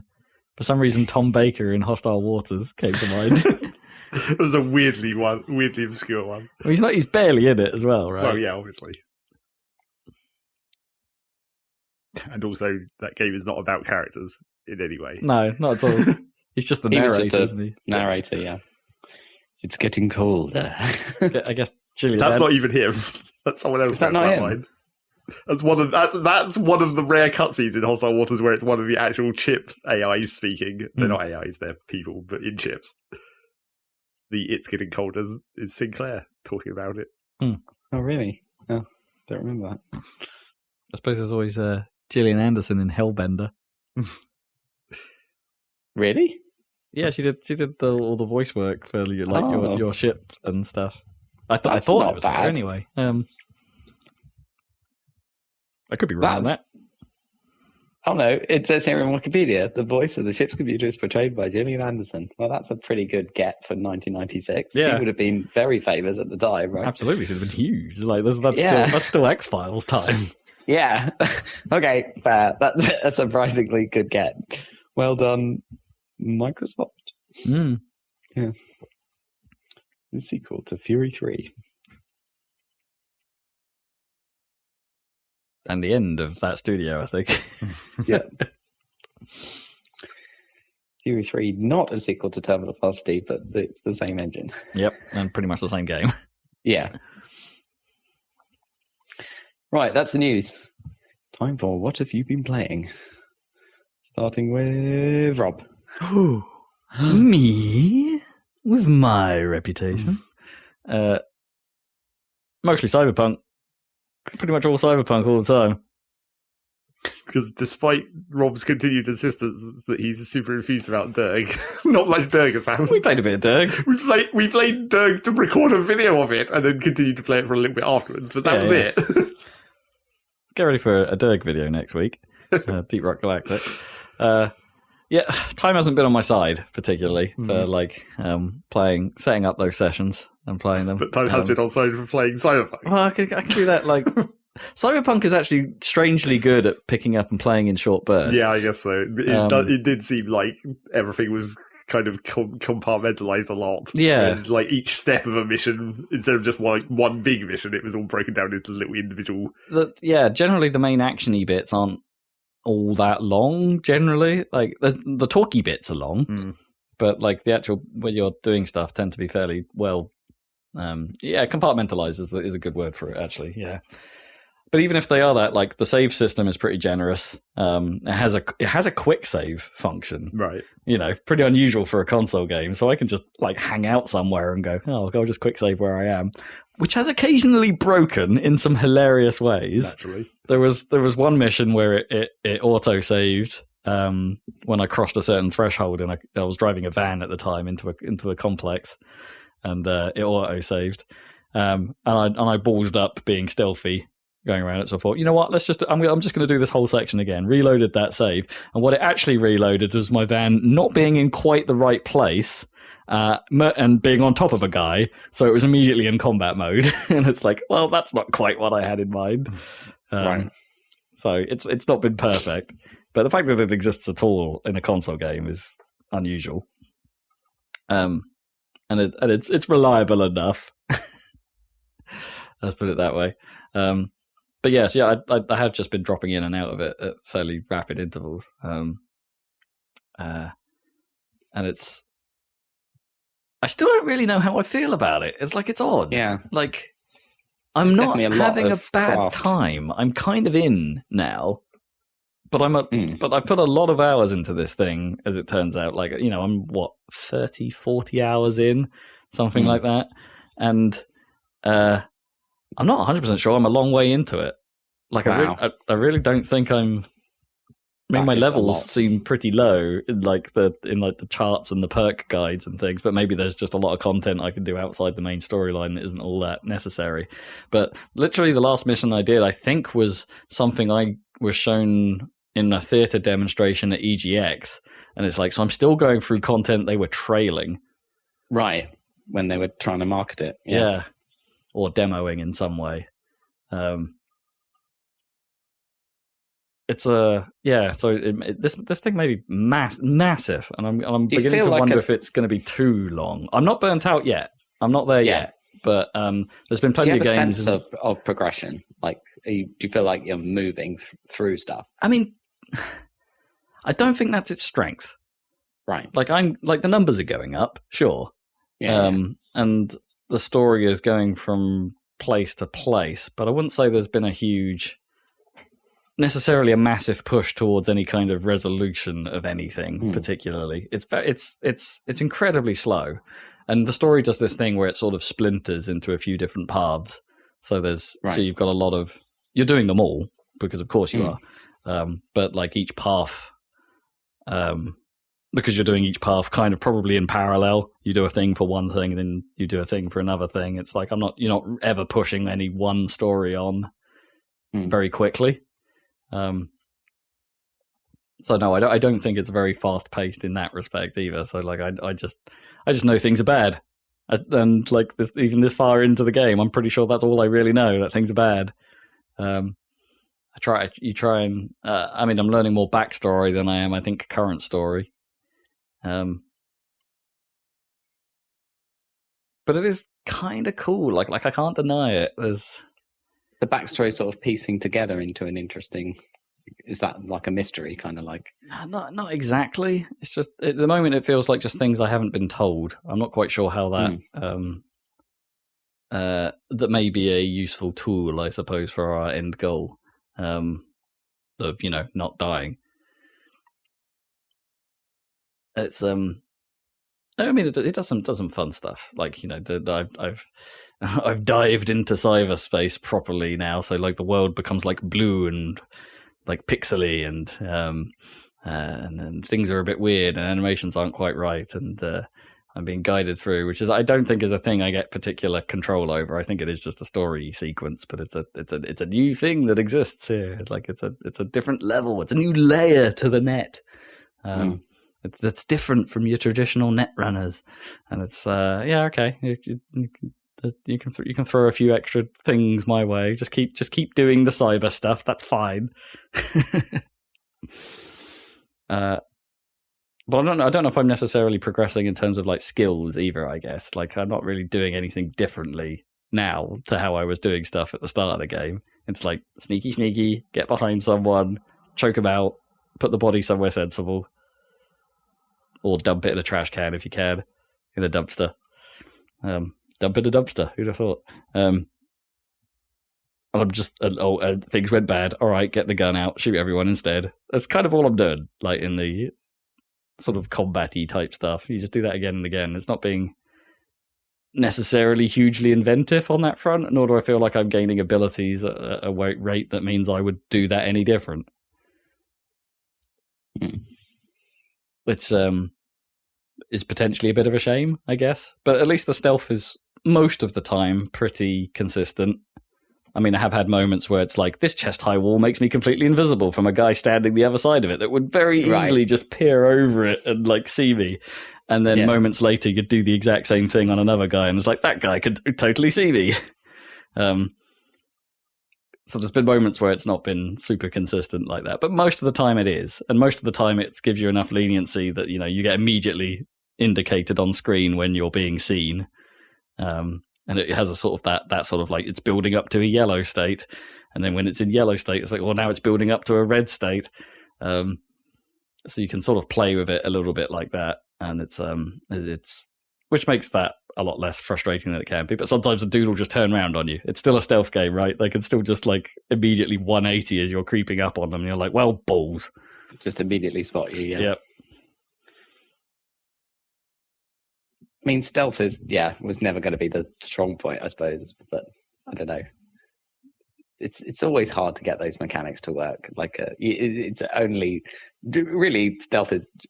It's always like an element of it's an option, right?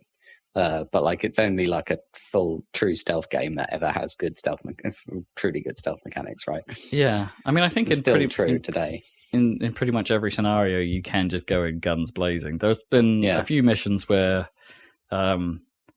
the people you're working with have like radioed in to say like keep quiet and stuff like that. Do this quietly. No one needs to know we were here. That kind of thing. Yeah. And they seem to really emphasize you doing this as a silent operation. But I'm pretty sure it would just work out if you just went in there and blew everything up. I'm sure. Yeah. But you want to be immersed in the world, so you want to so you do try. I do try and follow the instruction. Suspension of disbelief and all that. And there's even a couple of moments where it lets you get away with it. Like I got into a combat scenario in the middle of a stealth mission, and fortunately it didn't alert people outside of that area, which is actually what usually happens. If you alert one person within an area, normally everybody there is suddenly alerted because cyberware, everyone's connected, right? They can talk to each other. It's not stupid in that respect. Right, they can actually let each other know that stuff's happening. Yeah. Well, and then they do end up in that, like I think I mentioned before, like what is I think quite a bad bark cycle. Often, yeah. Like you do, how once they're alerted, they tend to just keep spouting nonsense, which is kind of annoying.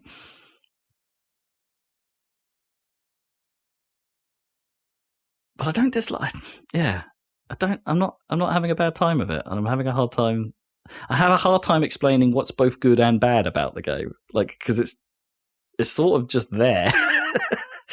It's not. I wouldn't say it's particularly like fantastic at any one thing, but it does kind of come together.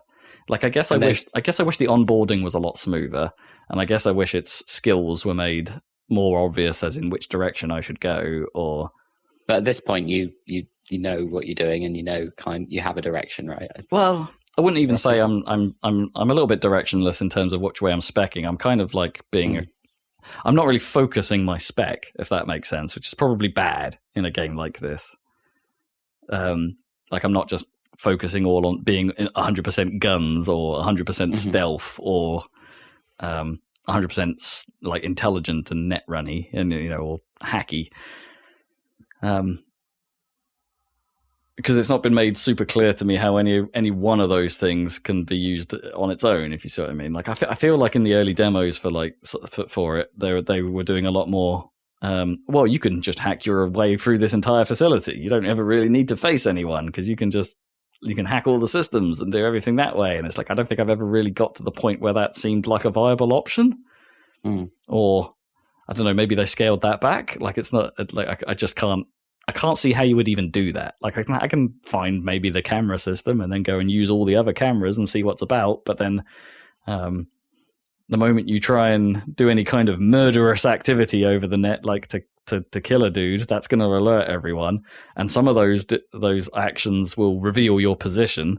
So if you do that, they're going to enter combat state as opposed to just being alerted. So you can probably only get away with killing a dude that way. Maybe to discourage you from just hacking everybody if you got your cyberware too good. So it ends up just being this sort of like, well, I'm doing a bit of stealth and I'm doing a bit of gunplay. I'm not really a master of anything. I mean, I'm not doing that wall climby thing that they showed. Like, I don't know what I need to get that. I could buy the mantis blades if I want, so I could have blades in my arms instead of having a katana. Very Deus Ex Human Revolution, I guess. I suppose blades in the arms is probably a standard Cyberpunk trope, isn't it? I suppose. Yeah, I guess.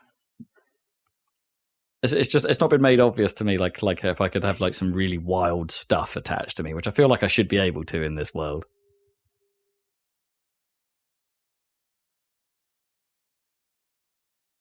There's apparently one way I can get to do a superhero landing.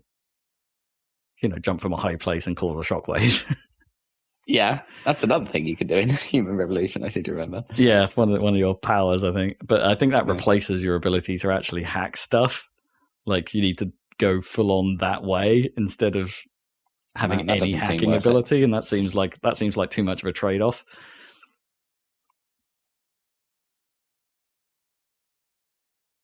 Fair. I'm still in. I'm still going. I guess that's the bullet point. It's like I'm that far in and I'm still in and I'm still okay. If I'd spent this amount of time in a game like Horizon Zero Dawn, I think I'd be done by now. In fact, I was done by now.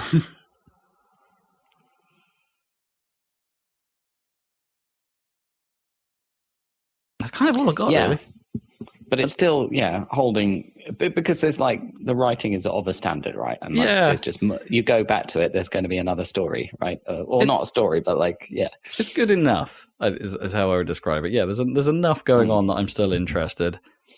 Keanu is obviously cool. Yeah. You can't get around that. Like, he is cool the entire time. Even if the tone does suffer from its, the stuff we mentioned before, like it's a little overly crude in its language, I guess.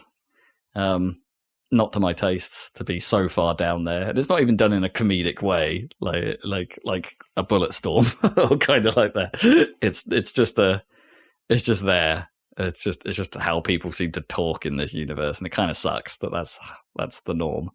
And even Keanu's getting involved in that, but somehow, because it's Keanu, it's kind of okay. And it works.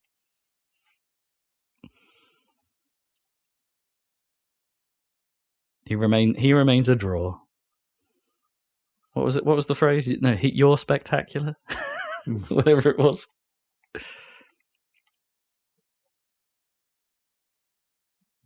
Cyberpunk's all right. Right. And that's your main thing, apart from occasional bit of Doug for a video. Yeah, a little bit of Doug, a little bit of Rocket League, of both kinds, main and side swipe. I'll tell you what, I did play very briefly. I played a mission of Hyrule Warriors Definitive Edition. God. Oh. Preparing for the next 100 hours. Yeah. At least. So after Zach and I get through Age of Calamity to some level of satisfaction, we've got that to do. Well, I'm pretty sure we can just complete Age of Calamity, right? We can probably 100% because I don't think it's going to have any like extra post game. Yeah, I don't think there's going to be any kind of like, it is, well, I mean, there is literally just in the menu just a list of all missions. Like, you can just go through that. Yeah. I mean, conceivably, we might not get every Korok seed and chest in every mission, maybe, except we might need all the Korok seeds, because presumably they are only used for other missions. Depending on what the unlocks for those missions are, but you might want to do those because, as we've discovered, like, it turns out doing basically. Okay, let's skip on to that. Like, all I'll say about Hyrule Warriors Definitive Edition, I guess, is that it's quite different. It's more different than I was expecting. Right. It's kind of a big deal how much the Breath of the Wildness they apply to Age of Calamity is actually matters to how that game plays. Because you can imagine a lot of that is not here in this one. In Definitive Edition, it's a different beast. I'm not sure whether that's for the better or worse yet. It's just, I think it means it will be less of a we're just continuing to play the same game. If you see what I mean, I think it's going to be interesting for different reasons. So that's a good thing. Also, it didn't run nearly as badly. It was a bit more performant. A bit. Well, you haven't seen it in co-op though. Oh, no, I was playing co-op. Oh no, wait, yeah, I was playing co-op. You need to find where the equivalent of the Korok woods are and see how badly it runs. Yeah. Although actually, that's not actually really that much worse in Age of Calamity than anywhere else. The whole game is about as bad. Yeah. Although it is definitely worse in that area, I think. But it's not as noticeably worse as it was in Breath of the Wild, I guess. Well, I mean, considering that in Age of Calamity you do like, Age of Calamity fights in the forest. It's actually running way better than Breath of the Wild was. That's right. Yeah, arguably. So anyway, Zach and I finished the main story of Age of Calamity. Kind of abruptly. Yeah, I'm not sure that main story really necessarily held together as well as we'd hoped towards the end. Well, I mean, it just became a bit of a nothing, right? Well, I mean, it was always a bit of a nothing, because as we kept saying, we were just like, the mysterious evil wizard dude was very inconsequential right up until the last possible moment, he continued to be inconsequential. Yeah. And you fight him one more time in the last mission. I mean, what is the basic story of that game? Mysterious little robot from the future. Let's get the band back together. We get the band together. We get the divine beasts. We start to lose. More people turn up. We start to win. We win. Yeah. That is pretty much the story. Not many twists and turns. I mean, it is just like it's the story of what would have happened in Breath of the Wild if everything had been shifted like 2 months forward, or backwards rather. Yeah. Like if you'd been more aware of what was going on in Breath of the Wild by like just a couple of months, you would have had all this happen because that's pretty much is what happens. Yeah, yeah. And they do kind of specifically say this is a whole different world. You know, they go out of the way, so it's not just a different timeline, it's a different world. It created a new world. Well, I mean, it's a new timeline. That's the same thing. I guess, yeah. So it's the timeline where 100 years before, right? But you had a bit more warning. So you basically, because of the time traveling egg guardian comes and warns you, essentially. The mini guardian. Right. And now in the post game, we have to rebuild it because it sacrificed itself in the last mission, Spoilers. Kind of, yeah. The egg guardian. Yes.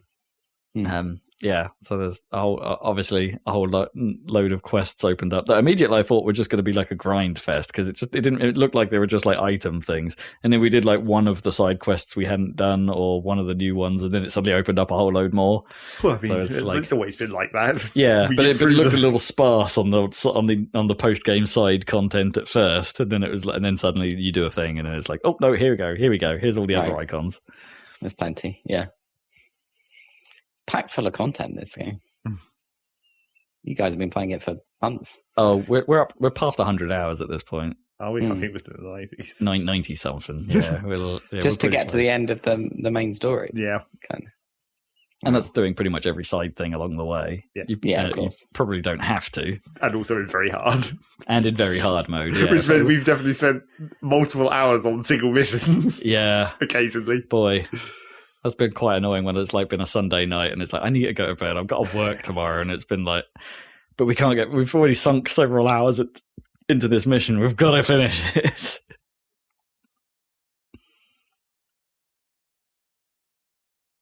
Mainly been a problem if we foolishly started a main mission as the last thing we were going to do. Yeah, we were not smart about that at times.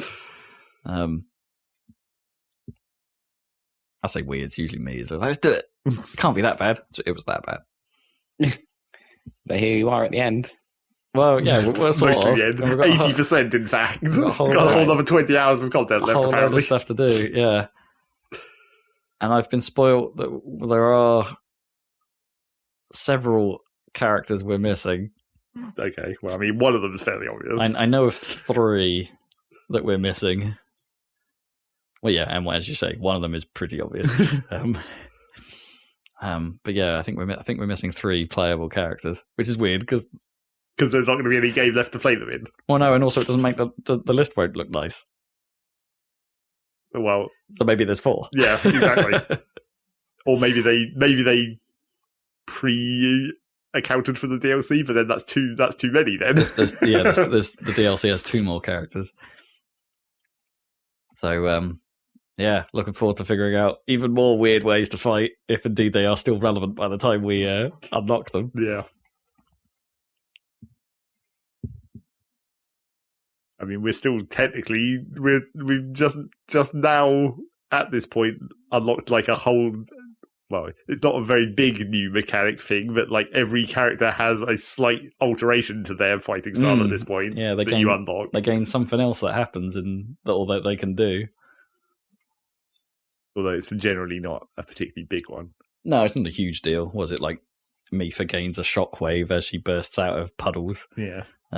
Or I still don't really know what the point in the Master Koga one was. Like where, like when you eat a banana, some dudes surround you, and it's like I don't even know what those dudes are doing. They just sort of stand there. And there's the other mystery of whatever Impa's one is, because Rob kept doing it, or at least we assume he was doing it. Yeah, there was a prompt that came up for every now and then. And then when I played Impa, it never showed up at once.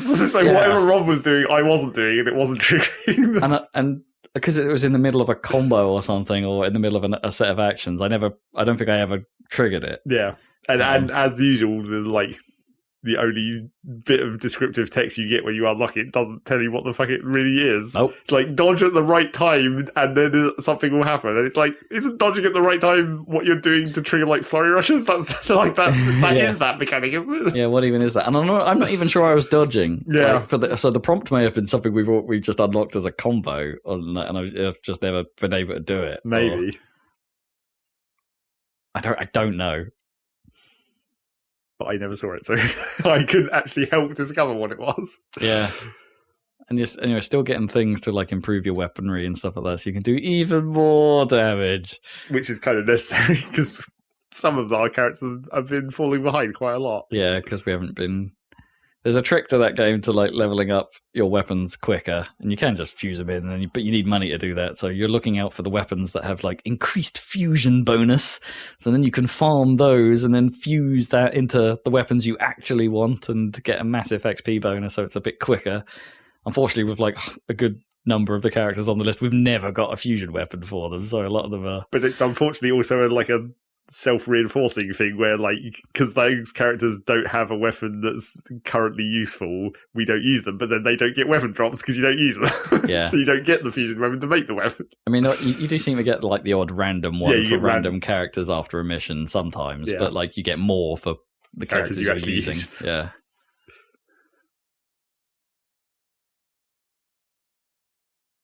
I feel like I'm constantly reminded about just how good a skin job they did on Dynasty Warriors, especially now that I've seen the first Hyrule Warriors, right? And it's just like just how good the Breath of the Wildness is here. Mm. And obviously that's more to do with the strength of just how good Breath of the Wild style is. Style is, yeah. Still impressive. Yeah, they did a hell of a job on this thing. Apart from making it run. Yeah. Man, I know we're so far in and it's pointless now, but like I should probably have a proper look at how well it runs under Cemu or something like that. I forget which one it is. I mean, Cemu's the Wii U one. I think you need Yuzu for the Switch. Maybe you could extract the save file somehow. Who knows? I mean, I don't know.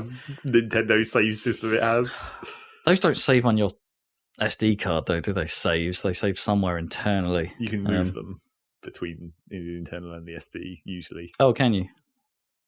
I thought that was only like the actual game files. No, I think the saves are like independent. It's weird because I think you could actually even have them be on the opposite thing from where the game is. Like you put the game on the internal and the save is on the SD. Huh. Yeah, okay. Maybe those can be reached with some sort of, because my work laptop has an SD card reader, so I can maybe have a look, see what's on there. Make sure you don't fuck it up, though, because you don't want to lose 90 hours of progress. Definitely not. Well, I could probably take just like a hard image. I've got like imaging software for flash cards, so I could probably just take a hard image of the card as it is right now. And if everything does go wrong, just rewrite the whole image back to it. Just do a dump. Or, do a read from it in the first place, then just work off a different card. Or just don't bother with any of this. Or don't do any of this, because it is a bit pointless. It's a bit moot at this point. But I would like to see how well Yuzu runs this thing. See if it's a bit more stable.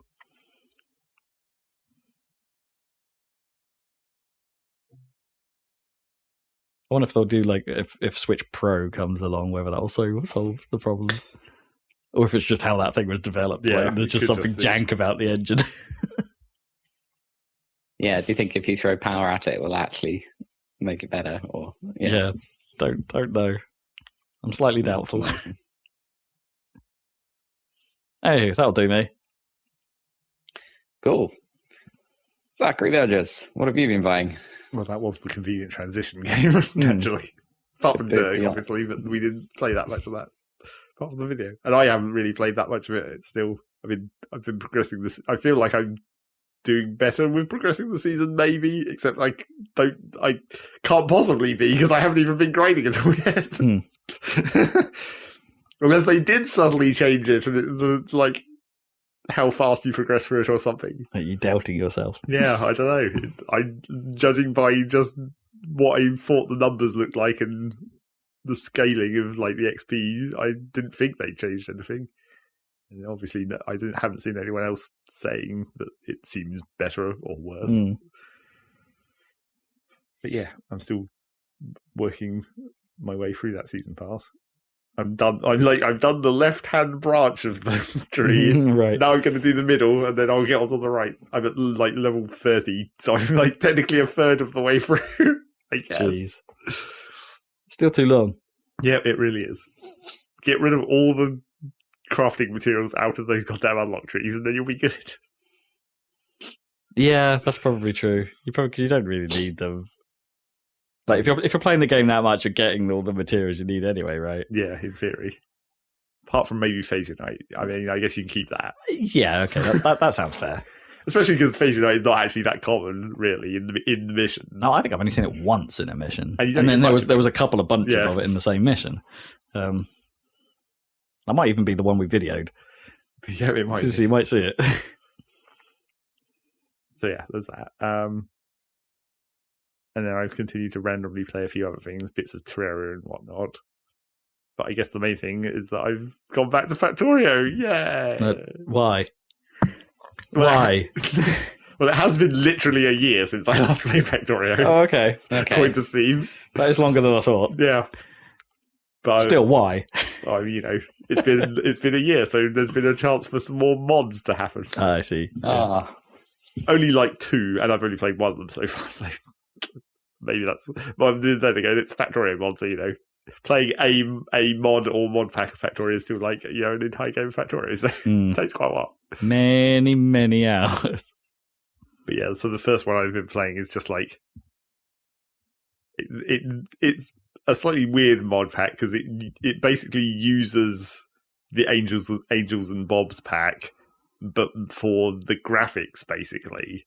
So all the buildings just look like the Angels and Bobs stuff, but then the like recipes and whatnot are just remixed a bit, which is that's basically how all the mod packs of Factorio work at a certain level. It's just like you remix the recipes and then you reuse the buildings most of the time, because making new graphics is hard. Much easier to just change the numbers in a text file that will change what the recipes mean. Sure. Yeah.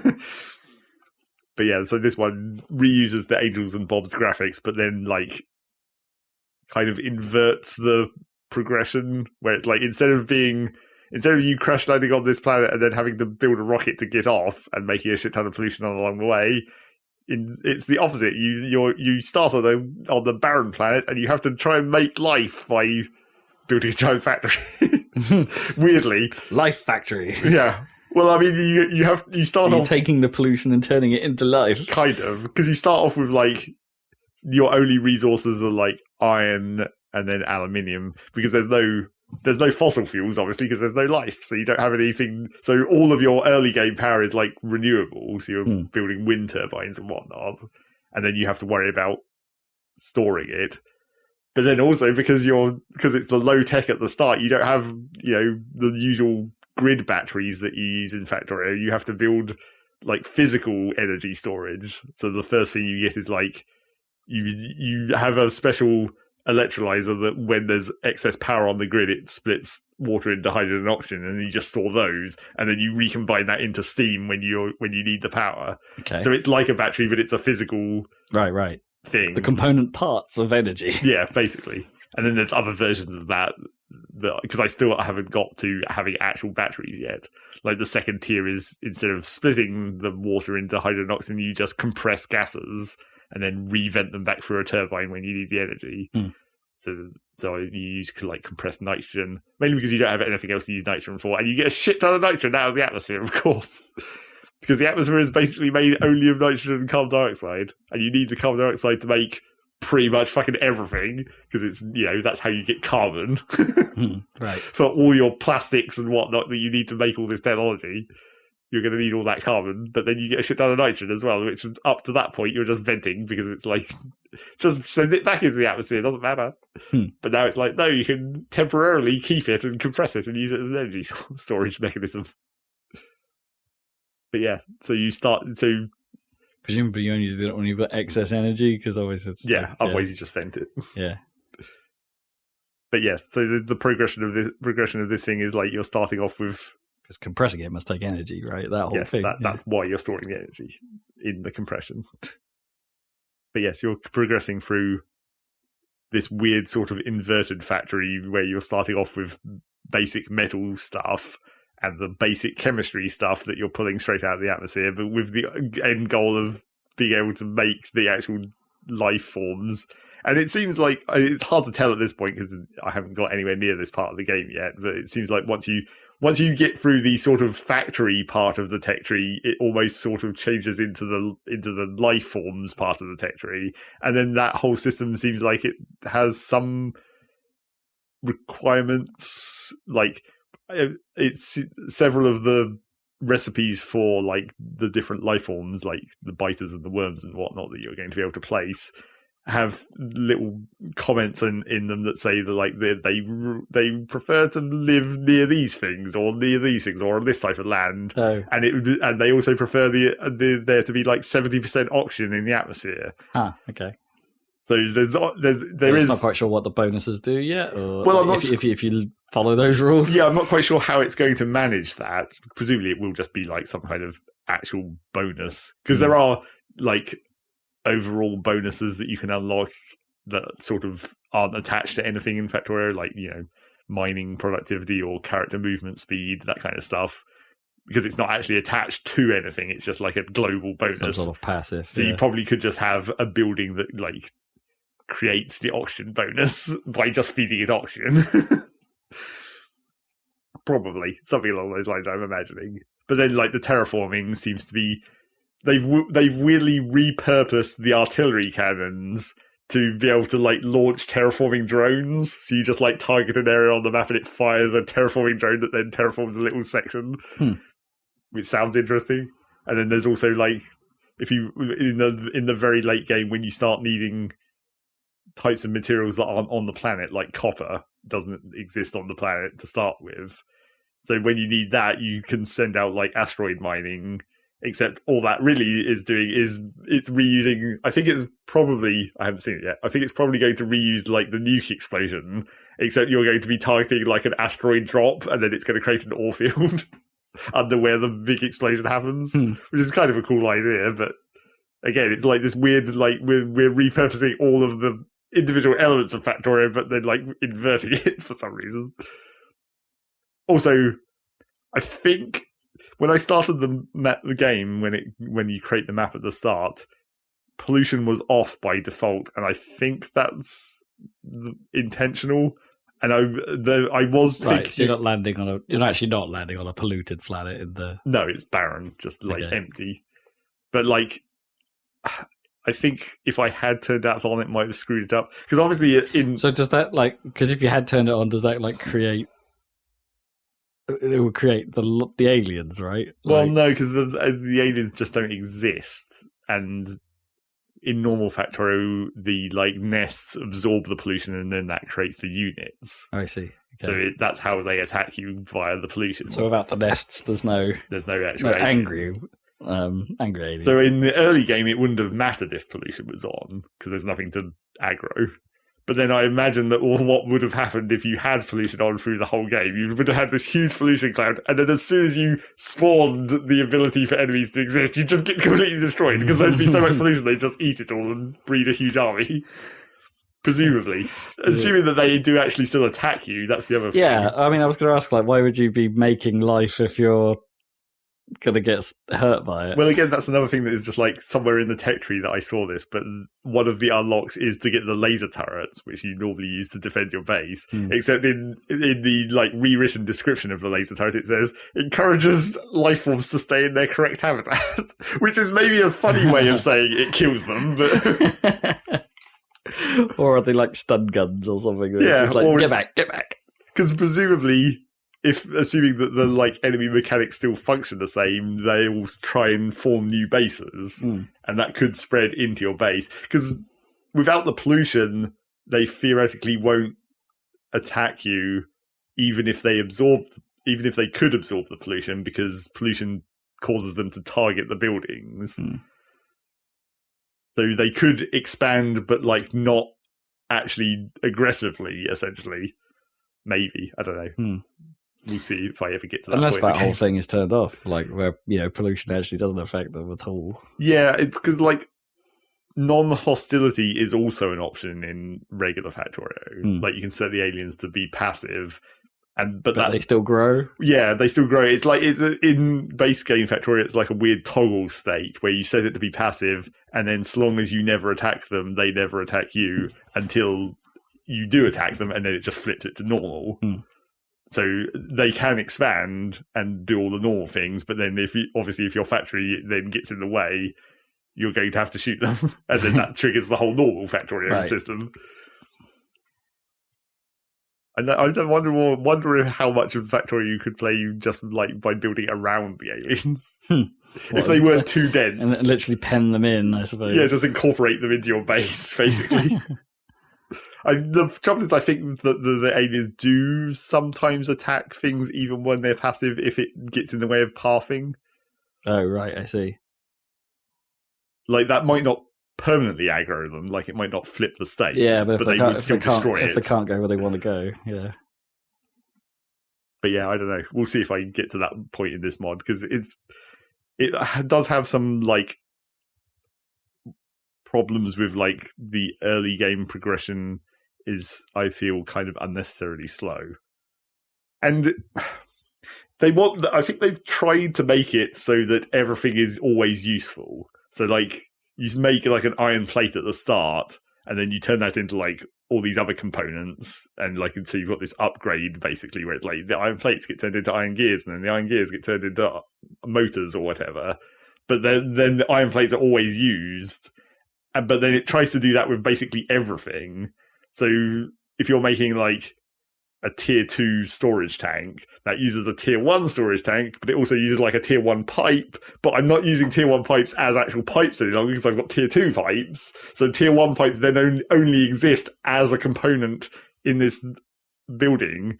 And like, that's cool for like, you're never wasting things that you've previously built. Like when I upgraded all my pipes to tier 2, it's like, I've got all these tier 1 pipes, but they are going to get used eventually in all these buildings. But that just makes everything way, way more expensive in the long term. Because every, like, tier 2 building has the tier 1 building as a component of it. And then that tier 1 building has a bunch of other components that were previously components. So it's like... You've always got to build up in all 3 tiers. Yeah, you've always... Like, tier 2 isn't just tier 2, it's like tier 1 and tier 2. Yeah, it's a 1 plus 2. So it just makes everything very expensive, which just really slows down the progression quite a lot. And also it suffers the classic mod problem of you can never settle on your final design until so far into the tech tree. Like when you're making making an iron smelter, and it's like, okay, the iron smelter, you put iron ore in there and you get iron plates out, that's fine. Except then there's like the tier 2 version where first of all you have to crush the ore and then you smelt it with coal and then it makes iron plates but more efficiently. And then there's a tier 3 version of that where you have to include acid and stuff. So you can never like just build a smelting array. You have to like either plan super far ahead and be like, what is this going to look like when I do eventually have the whole system? Or you have to demolish everything every time you reach one of those new steps. Yeah, I see. But then maybe for some Factorio players, that's what they actually want, right? They want to be able to... Well, I mean... They want that whole thing to not just be, I'm going to blueprint this out and use it forever. Yeah, I mean, that does kind of help in some ways, and it does also sort of encourage things like building everything more modularly. So you can just be like, this is my iron smelting block, and then once I get the upgrade, I can just delete that, but it doesn't interface with the rest of the factory, except for it just sends iron parts out. So I can just replace that quite easily. But then that also leads to the other problem where in this mod, the robots are super expensive and you don't get them very early. And even when you do get them, they don't get their upgrades very quickly, so they're super slow. So that makes you even less likely to want to completely demolish large sections of factory. So yeah, I don't know how far I'm going to get through this one. But then the other mod that I'm looking at, which I haven't started yet, is just like another more typical Factorio mod where it's just like extends everything further. It seems to be about making more and more expensive things in the late game, which is more traditional. Still haven't heard any news about the Factorio expansion that they're still working on. Yeah. But they did one when Factorio came out, they did specifically say that basically they were not going to spoil the expansion. They were just going to go fairly silent and just work on it. And just put it out and be like, figure it out. Yeah. That's actually pretty cool. Although, the advantage of not being early access anymore, I guess. Well, yeah. Although, as we said at the time, the fact that they hired the guy who made the space exploration mod and the space exploration mod basically always was like what the end game of Factorio was theoretically going to be, that maybe kind of spoils what the expansion might be anyway. Yeah, maybe. Unless they were like, okay, you've probably done what we were going to do. Let's not do that because you've done it. But clearly you've got the chops for coming up or something. Well, maybe, yeah. We can hope. We'll see what happens. I mean, realistically, if they do make a properly fully integrated version of space exploration, that probably would be fine. Because it's not. I mean, it's amazing how much it does, but it's still a mod at a certain level. If you had everything integrated, you could do it much more cleanly, probably. Sure. So yeah, that's Factorio. A twist. What's the mod even called? Which one? The one I've been playing? Yeah.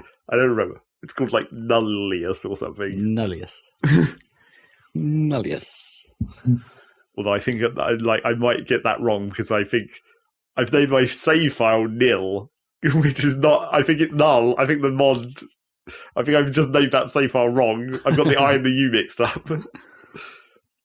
Nullius. Nullius. The trouble is, there's also a famous Factorio YouTuber called Nihilius, I think. Oh no! So it's just like this is all confused. Oh no! I mean, I'm going to try and Google it, but I'm sure I'll have a bad time. Well, I mean, you could probably easily find the mod on the Factorio mod database because that's just a web page. Fair enough. But yes, Nullius. And then the other mod that I might play is like the 248k mod or something. I think it is in fact Nullius. Okay, it does have the U first. My save file is in fact named wrong. Not that matters.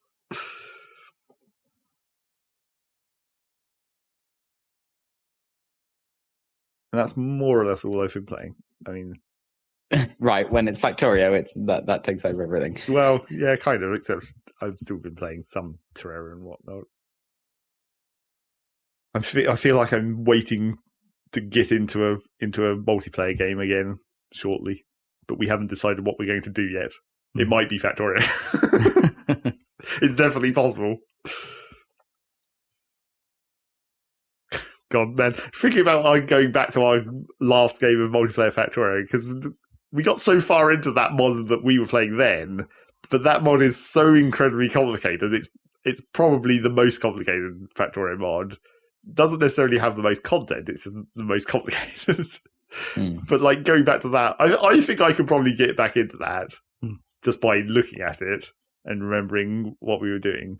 But then again, I kind of have that memory, as we previously discussed, about my memory of weird video game shit that you'd think you'd forget after so many years, like in Zelda. The sort of how does this even work kind of stuff. I just remember things. So I think I probably could get back into that so far. I just don't know if other people could. Right. And starting over is always more interesting, providing you're not replaying the same thing. Like if we played the mod that I'm playing now, if we played Nullius in multiplayer, that would probably be fine for them to start over. And for me, I don't care. Yeah. I'll play it again. In fact, I'll play it again and then therefore be more efficient, of course. I know from my perspective, I don't really want to dedicate time to that sort of multiplayer experience. You know, something where I've got to be in and stay in, right? It's I'm not really up for those sorts of things anymore. It's like my Cambridge crew have got like into space engineers of late. And that is definitely another one of those you have to play it for a long old time. Yeah. More power to them, but that's just not something I'm going to drift into. I want to play a game, get in, get out these days. If I'm going to do, especially in multiplayer, I don't want to feel beholden of others. Yeah, if I was to just wade in on it, it's like I'd be my own little disaster zone off in a corner anyway. Yes, that does seem to be how it is. I mean, that has always been sort of my problem with whenever we've played these games like Factorio and Satisfactory and whatnot in multiplayer, is that I usually end up playing a parallel single player game at the same time anyway. Right. And by single player game, I mean in the same game. Like I'll play Oh, I see. the multiplayer game of Factorio and the single player game of Factorio at the same time. Because it's like if they're not there, I need to continue, but not in the multiplayer save, in my own save.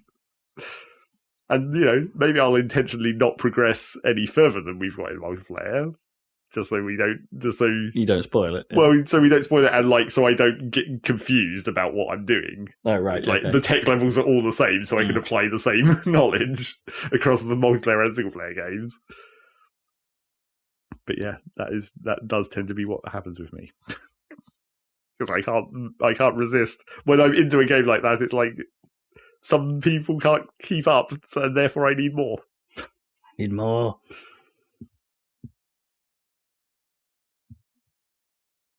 So that's that.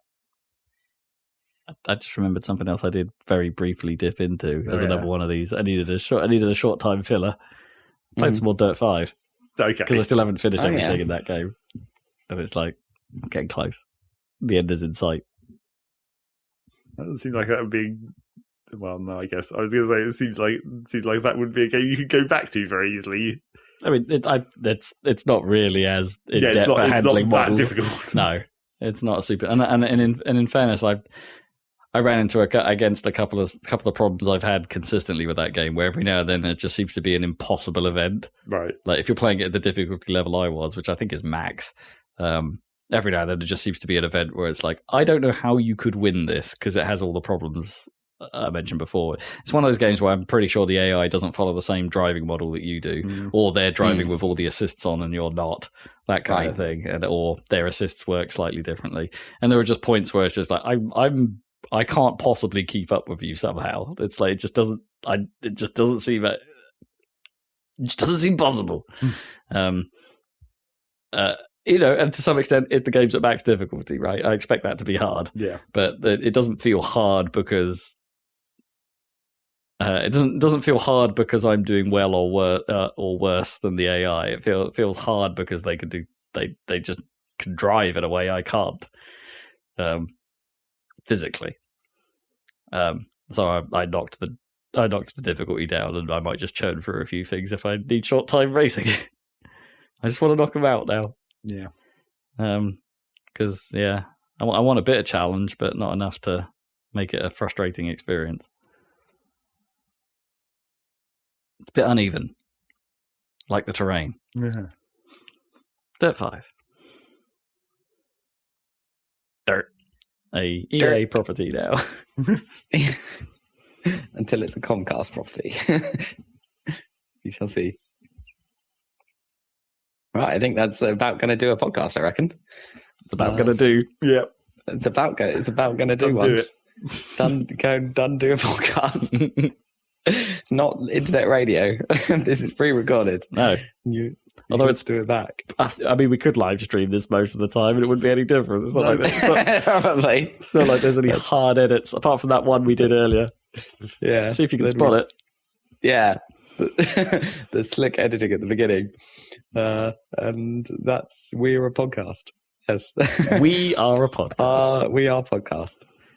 We are also videos on youtube.com, the Happy Salad channel. You can find our recent playthrough, let's play of Ocarina of Time, which we're making our way through, and the occasional Dirk video coming up, just to fill in the gaps.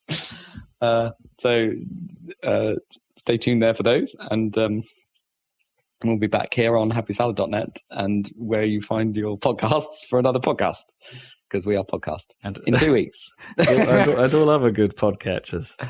Indeed, all podcatchers. Oh, not all of them, I suppose, because Spotify now does podcasts, and I haven't necessarily figured out how we do that. That's why you say good. Because then good can mean ones that we exist on. That's true. If we don't exist on them, then they're not good. It's not a good podcatcher. Yeah. No. Yeah, catch you on the podcatcher in 2 weeks. Thanks for listening. Goodbye. Bye.